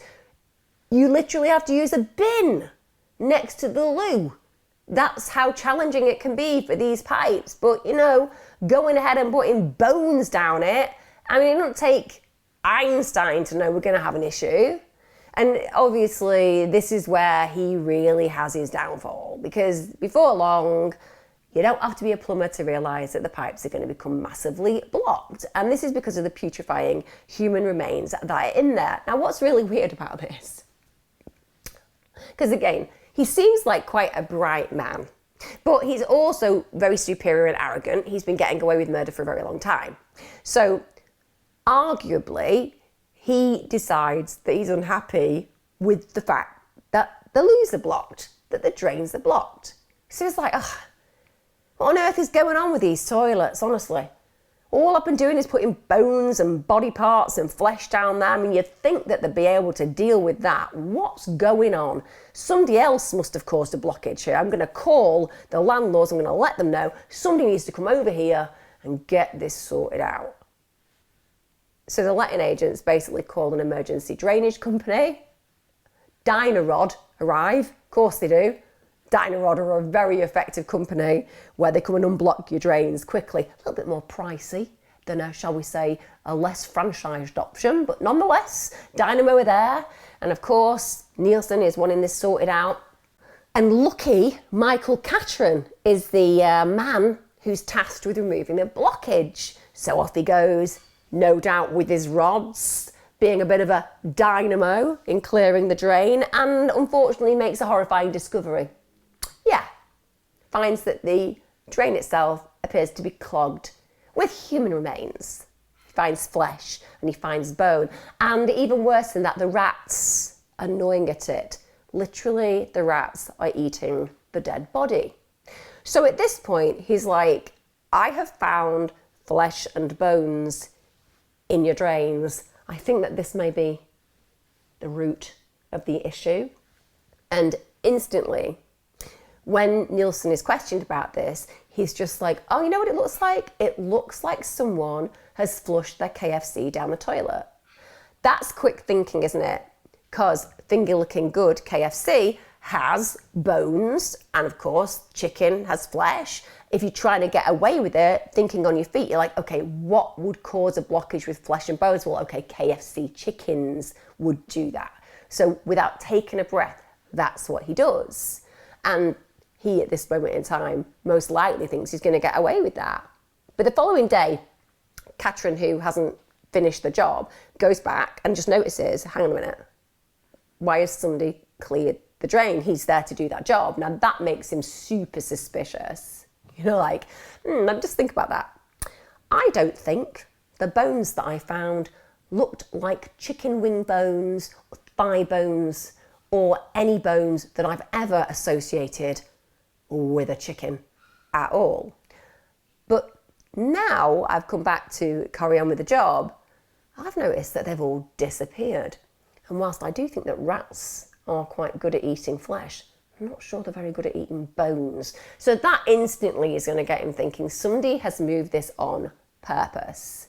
But unfortunately for Nilsen, in spite of the fact that he's obviously cleared that drain, trying to remove any of the evidence, Catherine's able to locate more flesh and bones in another pipe. And at this point, he's like, probably not going to notify, I don't know, the tenant who seems to potentially have removed the flesh and bones, goes and speaks to the police instead. Pathologist takes a look at this, instantly says they are definitely human. There's no KFC here. This is literally a human bone. So the officers at this point know that they're going to go and arrest Nilsen, and they wait for him. He arrives back from work. When they take him into his property, they are immediately made aware of the most putrid smell that's coming from the attic. This is what officers who've been in the game a long time, sometimes not even a long time, but have had access and entry to situations and scenarios where somebody has been found dead, they know the smell. They can tell it's rotting flesh straight away. So officers go, listen, we know that you have got human remains because of the fact that the smell is here and these bones and flesh have been caught in the drains. But Nilsen's like, no, me? I have no idea what you were talking about. I am shocked and I am surprised by the suggestion that somebody's body has been found down my toilet. This is not true. The police are like, we're not even going to play along with you, sweetheart. And they said they knew that this was the guy. They weren't going to humour him. So they basically say, look, where is the body? They think at this moment in time that they're dealing with one murder. They think that Nilsen has killed somebody. They don't realise that they're going to be dealing with a multitude of bodies. Now, after they make it clear to him, they're not playing, they want to know where the rest of the body is. Nilsen, apparently unnervingly calm, they said he was unnervingly calm at this moment in time. He just takes them to the wardrobe. And at this point, in that wardrobe, they discover a man's body that's stored in 2 plastic bags. However, it turns out it's not just a man's body. In fact, they were later found to contain 2 dissected torsos, internal organs, a skull, a severed head, and a torso with arms, but no hands. So officers, after they've retrieved these bags, they actually say to Nilsen, look, are there any more body parts? And Nilsen says this, it's a long story. It goes back a long time. I'll tell you everything. I want to get it off my chest, not here, at the police station. Bear in mind that it won't take the police long to also find out that this is one of their own. This is a former police officer. So they're not just arresting a murderer, they're arresting a murderer who used to serve in the force, which is completely unusual. This is outside the realms of what they're used to. He admitted to killing 15 or 16 since 1978. Typical psychopathic serial killer, can't even remember the right number. That's how little these people have meaning of to him. They go back and then they start searching the property. That's the 10th of February 1983. During the search of that property, they find the lower section of a torso. They also find 2 legs in a bag in the bathroom. They also find a skull, a section of torso, and human bones in a tea chest, which makes having a cream tea feel very macabre from now on. It's not what you expect to get with your scones, is it? Now, during questioning, Nilsen was very forthcoming, shall we say. He gave a very detailed confession, and he described to the police how he had killed and disposed of the first lot of bodies at Melrose Avenue, because clearly he'd moved addresses. And he was able later to show the police exactly where he had burned the bodies in the back garden. And understandably, he was asked, what on earth was your motive for the killings? And he told the officers, I'm hoping you will tell me that. You can look at this different ways. On one level, I just think that's really dark sense of humour. I'm hoping that you will tell me that. I think he's quite sarcastic. It's one of the things that I find troubling about watching him is that he's quite intelligent, is quite commanding when he speaks, and he does use humour. And I think that that's just a stab at a dark joke. But also one could say, well, no, maybe in Emma, he wants to understand the psychology and motivation that he had. So maybe he believes that the officers would be able to enlighten him. He also claims that he had not planned any of them. I didn't plan them. I didn't plan them at all. Just happened out of the blue. It's amazing, isn't it? That so many serial killers are like, this dark thing took over me.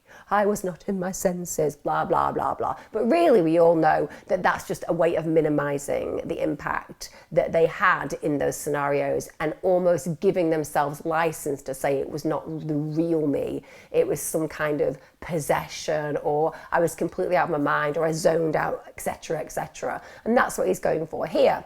He says that he only decided to kill his victims moments before actually going ahead and strangling them. I find it really strange that he tries to tell that story that, it was only moments before strangling his victims that he actually made the decision to play God.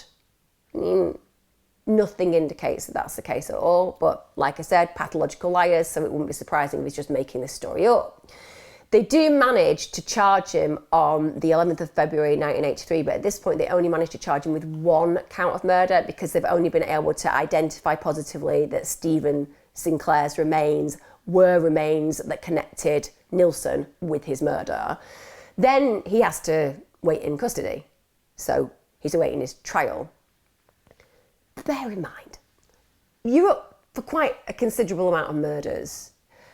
You are being, to some degree, looked after by the state, and it is your job and duty to recognise as a prisoner that you have to act in accordance with the rules and regulations of, I don't know, the way the prison runs. But not Nilsen. Nilsen's like, I am not a normal prisoner. I do not have to abide by the rules and regulations as set out by Her Majesty. No, he causes problems from the absolute get-go. First of all, he objects to wearing prison clothes. And I mean, he really rejects. So he's just like, I'm not wearing those.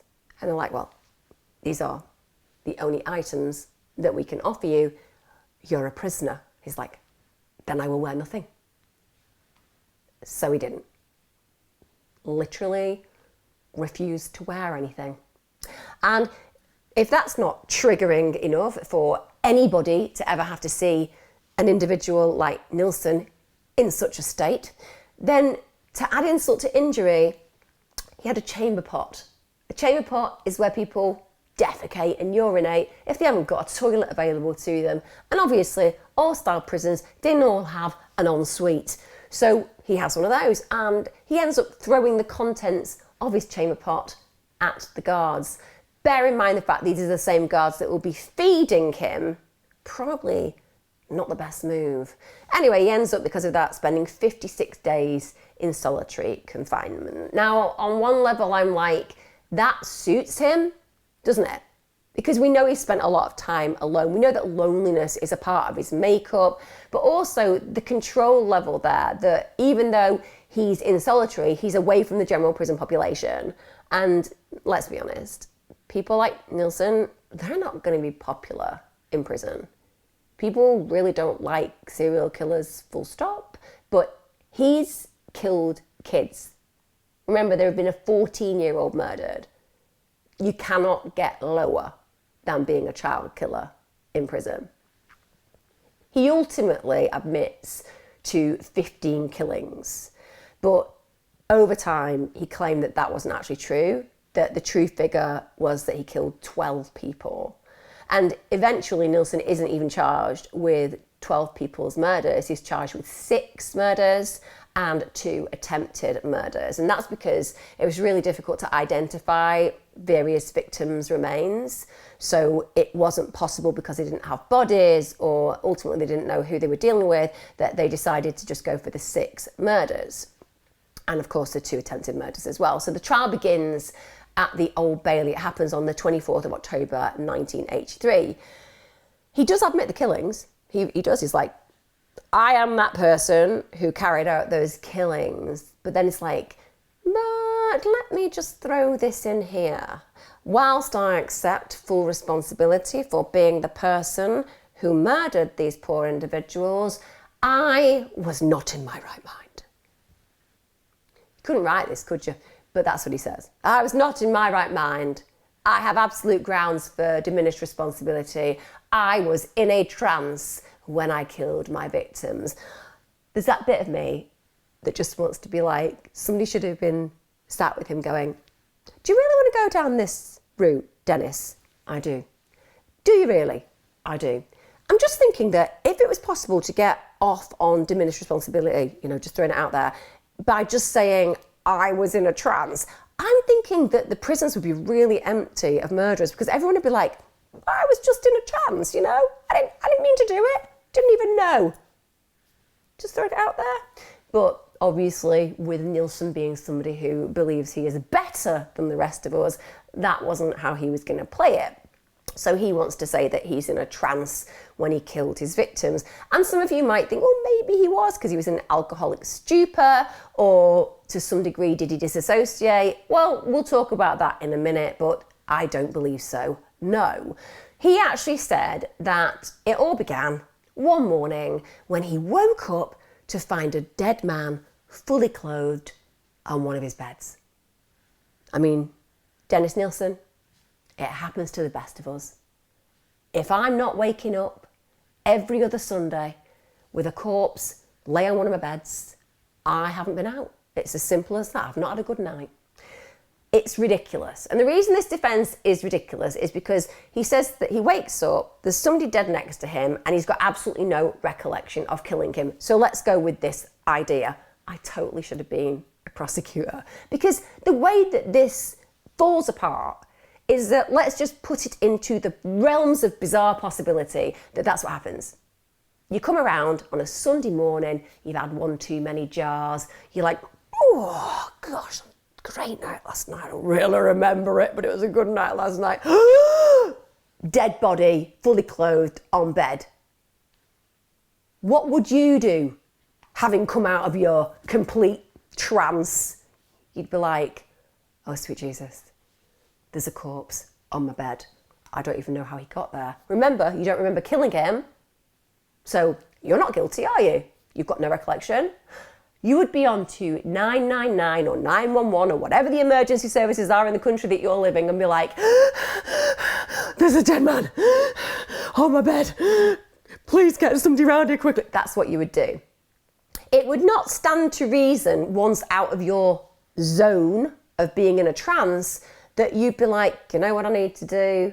Now I've found this body. Well, I mean, at the end of the day, I just need to cut him into pieces after masturbating on him, and then put him under the floorboards. It's totally rational. It's what any innocent person would do.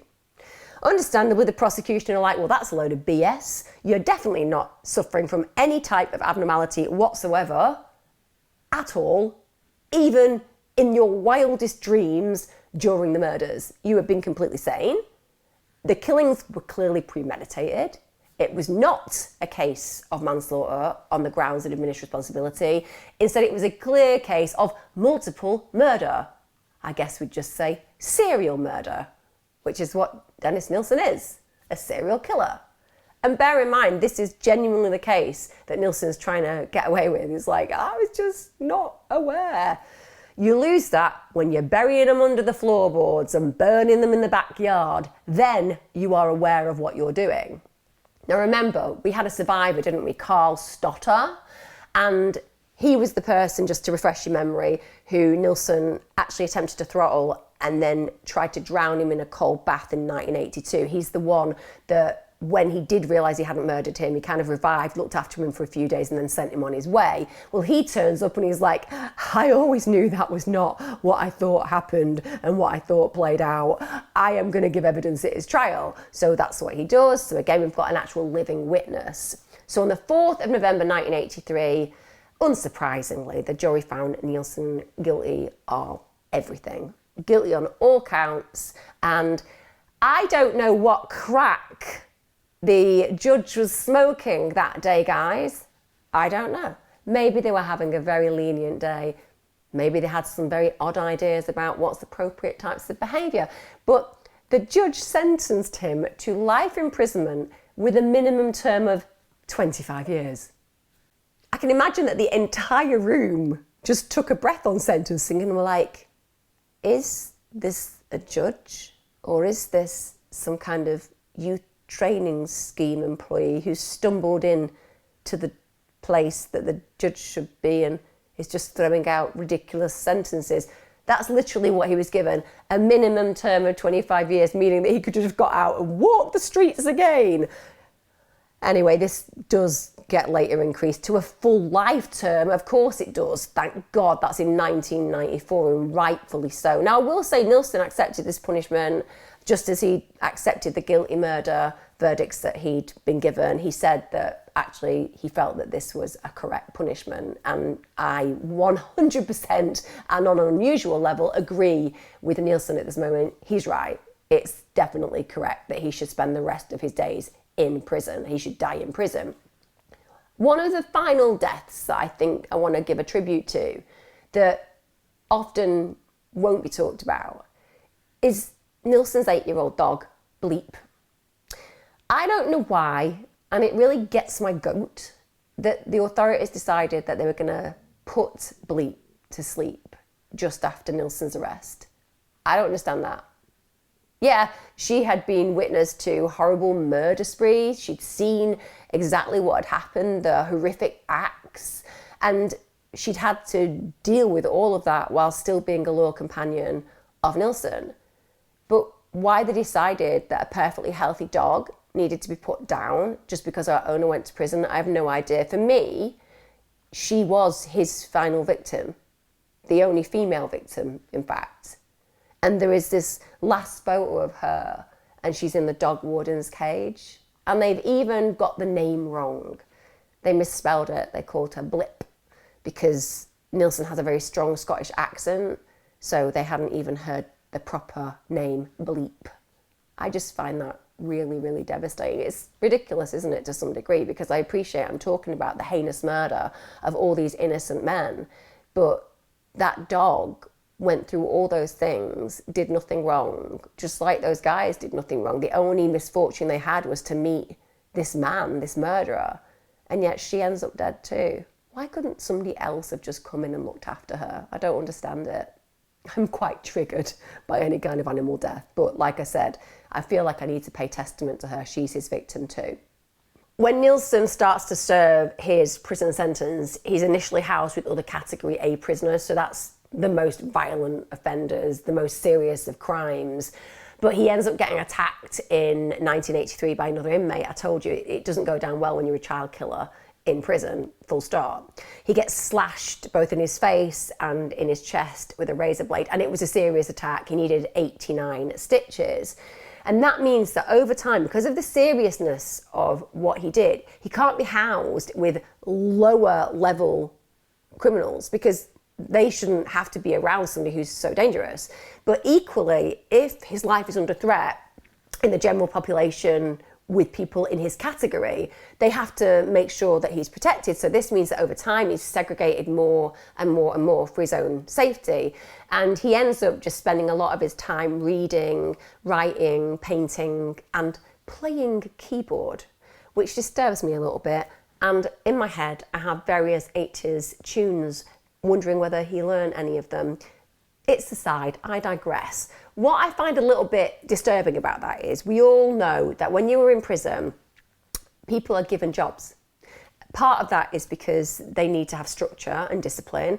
Part of that is as well because, a lot of you might not know this, but there are loads of things that we buy in shops that are actually made in prisons. So there is a whole industry within prisons. And if you don't do what you're meant to do, such as work, there will be consequences to those behaviours.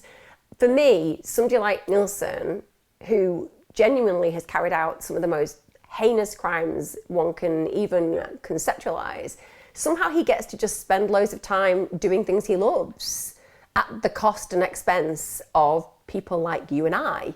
And that galls me a little bit. I'm not saying that he should be left naked in his prison cell being cattle prodded every 15 minutes and just fed bread and water. I'm just saying that sometimes when you think about the crimes that he's committed, well, there are consequences to those crimes. And the consequence might be that you're not popular in the general prison population, but you caused it. And so you should have to confront that. It gets to May 2018, so can you believe this? We're talking about just a few years ago. It's 2022 now, and here I am talking about this serial killer back in only 2018. He's found in a cell. He's slumped over his toilet. He's in excruciating pain. They then rush him to hospital, and he has a surgery to repair an abdominal aortic aneurysm. Now, they are life-threatening and incredibly painful to experience. Gets to the 12th of May 2018 and he actually dies. He's 72 at this point, and he died from a pulmonary embolism and internal bleeding in an abdominal cavity. He had been at this point in prison for 34 years, and he had all of those years as well to really think about the crimes. Bear in mind, let me draw your attention back to the very beginning of this, when we start initially exploring the people that he's murdered and his feelings around that. And he said that he had moments of, deep shame and self-loathing. No, you didn't. You didn't. Because you've never expressed remorse for what you were saying, Mr. Nilsen. In fact, he was once quoted as saying this: I don't lose sleep over what I've done or have nightmares about it. So him saying that he suffered from self-loathing is just absolute BS, as is evidenced by his own words. And that is why you can never believe anything that comes out of a serial killer's mouth, because they trip themselves up eventually, but they will just say whatever they want to say to make themselves seem more human, when actually they are so inhuman that you or I cannot wrap our heads around what goes on in their brains. He also told police, this is unbelievable, by the way. I mean, if I had been a police officer at the time that he had told me, I would have been like, I don't know whether we should look at just moving Dennis Nilsen into the generally violent stroke, we all hate child killers specific population in the prison. I think we should do that. He was a cook. He'll go down a storm, it'll be fine. He said this to them: I have no tears for my victims. I have no tears for myself, nor those bereaved by my actions. Ugh. Just doesn't give a toss, does he? All he's concerned about is that he looks after himself, that he does his painting and, I don't know, plays his tunes on his little keyboard and gets looked after at our cost. When you look at Dennis Nilsen and you think about the serial killer category that he fits into, he comes into a power control killer. Bear in mind he was an alleged cannibal, necrophiliac, and also he was known as a trophy killer. Nilsen denies, to be fair, that he ever consumed human flesh. Just gonna throw it out there. I don't know whether I believe this, because there are a few things that I found out. So, for example, he admitted that he was intrigued by the culinary possibilities of his victims. So you're like literally telling me that you have thought about what you could do as a chef with said victims? Clearly, that's what you're saying. And then he once described a part of a corpse as like beef rump steaks, literally describing them as food. So whether he did or didn't, we cannot confirm. But there again, this is the guy who tried to get off with diminished responsibility by saying he didn't realise how he'd killed somebody and never remembered any of the murders, so to speak, because he was always in some kind of trance. Doesn't really make sense, does it? I think one thing that is very resonant in this case that we will all agree with is that Nilsen was a gay guy and he struggled with his homosexuality, which is really sad. He grew up at a time where the world was not a kind place to people who were considered different sexually. Nowadays, understandably, we understand there's nothing wrong with being attracted to whoever you are, as long as they are an appropriate age and consenting. But he also experienced the rejection societally because of his homosexuality, but even his family, you know, his brother was really an individual who ridiculed him because of the fact that he was gay. And even though it became more acceptable to have relationships with people of the same gender, he did not seem to be able to maintain any kind of relationship with another man. So let's just look for a second at that relationship that he had briefly with David Gallican. It didn't last long. And when David was asked about this, he said that it wasn't sexual at all, although I'm just throwing it out there. If I were to find out that an ex of mine that I had a bit of a volatile relationship with, that I didn't spend too long with, turned out to have been going around murdering innocent people, and people were like, didn't you get jiggy with him? I'd be like, no, that never happened. I literally slept in a separate area of the house and only communicated by signs. It was a very odd relationship, and then I left. That kind of thing, right? But maybe he did have a relationship with Nilsen, and maybe he didn't want to admit that, which again we would fully understand, because Nilsen did say that they occasionally had sex. Bear in mind, Dennis Nilsen was 10 years older than David at this moment in time, so it comes back into that power dynamic relationship, that he liked to be more powerful than his victims. And I'm not saying that David was ever going to be a victim, but he was vulnerable. And he was in a situation for a period of time where he was relying on Nilsen, and I would imagine that Nilsen liked that. I also think that the fact that Nilsen says that there was kind of a sexual relationship there that was occasional, why would we believe Nilsen? Honestly, he lies about everything else.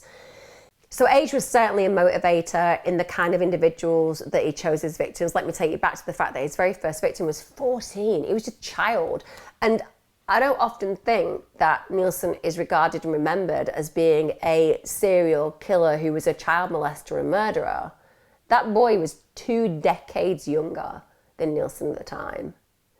You know, rather than having a stable, normal relationship that would have been available to Nilsen at this time, no matter how fragmented it had been when he was growing up, no matter how difficult it was to confront his homosexuality at the time, times had changed.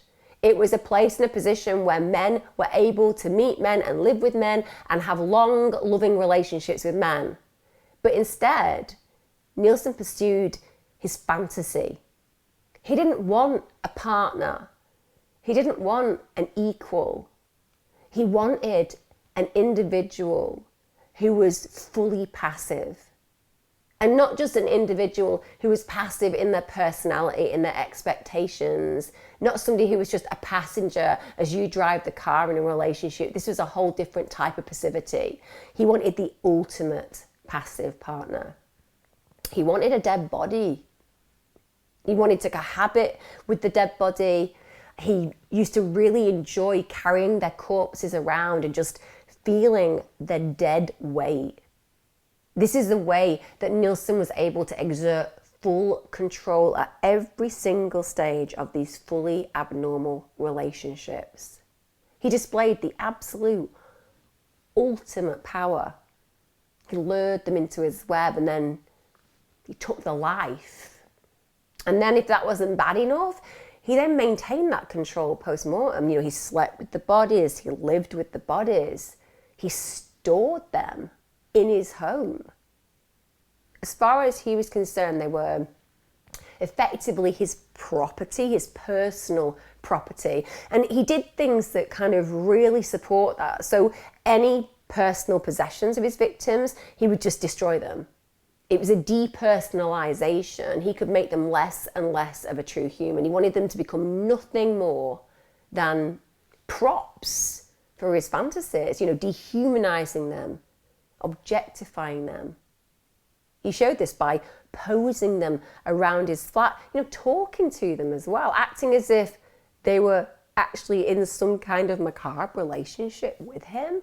He also arrogantly stated that he took no enjoyment or pleasure from the act of killing. No, I don't enjoy it at all, that's why I keep doing it.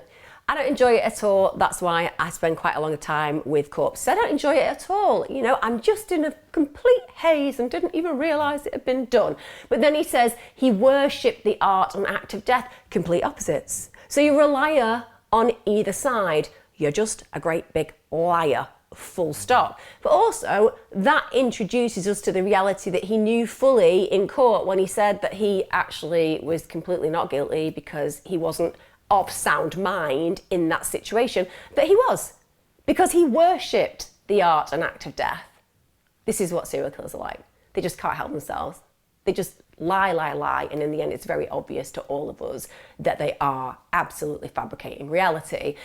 On top of that, I think the very fact that he would revive people at times and then strangle them again and then revive them and strangle them again, he clearly enjoyed the experience of playing God.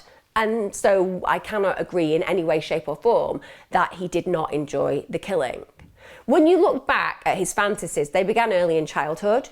We know that he had the traumatic loss of his grandfather and it made him withdraw. And it feels like maybe this is where he started to have a very unhealthy relationship with his self.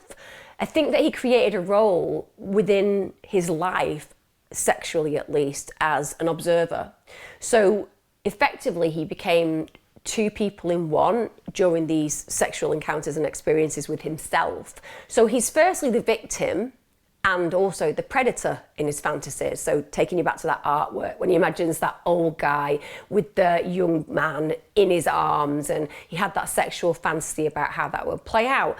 To some degree, he's recreating this as an individual by sometimes covering himself in talcum powder. Basically, he wanted to look like he was dead. But then he'd angle the mirrors, and he did that so you couldn't see his head, so he wasn't seeing the self.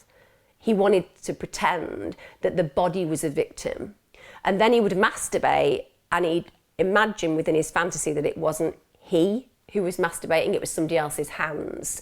Of course, in reality, even though he's trying to create this victim scene, he's actually the predator. So he's a predator playing a victim whilst being a predator of said victim. And the multitude of murdered victims absolutely bear testament to this.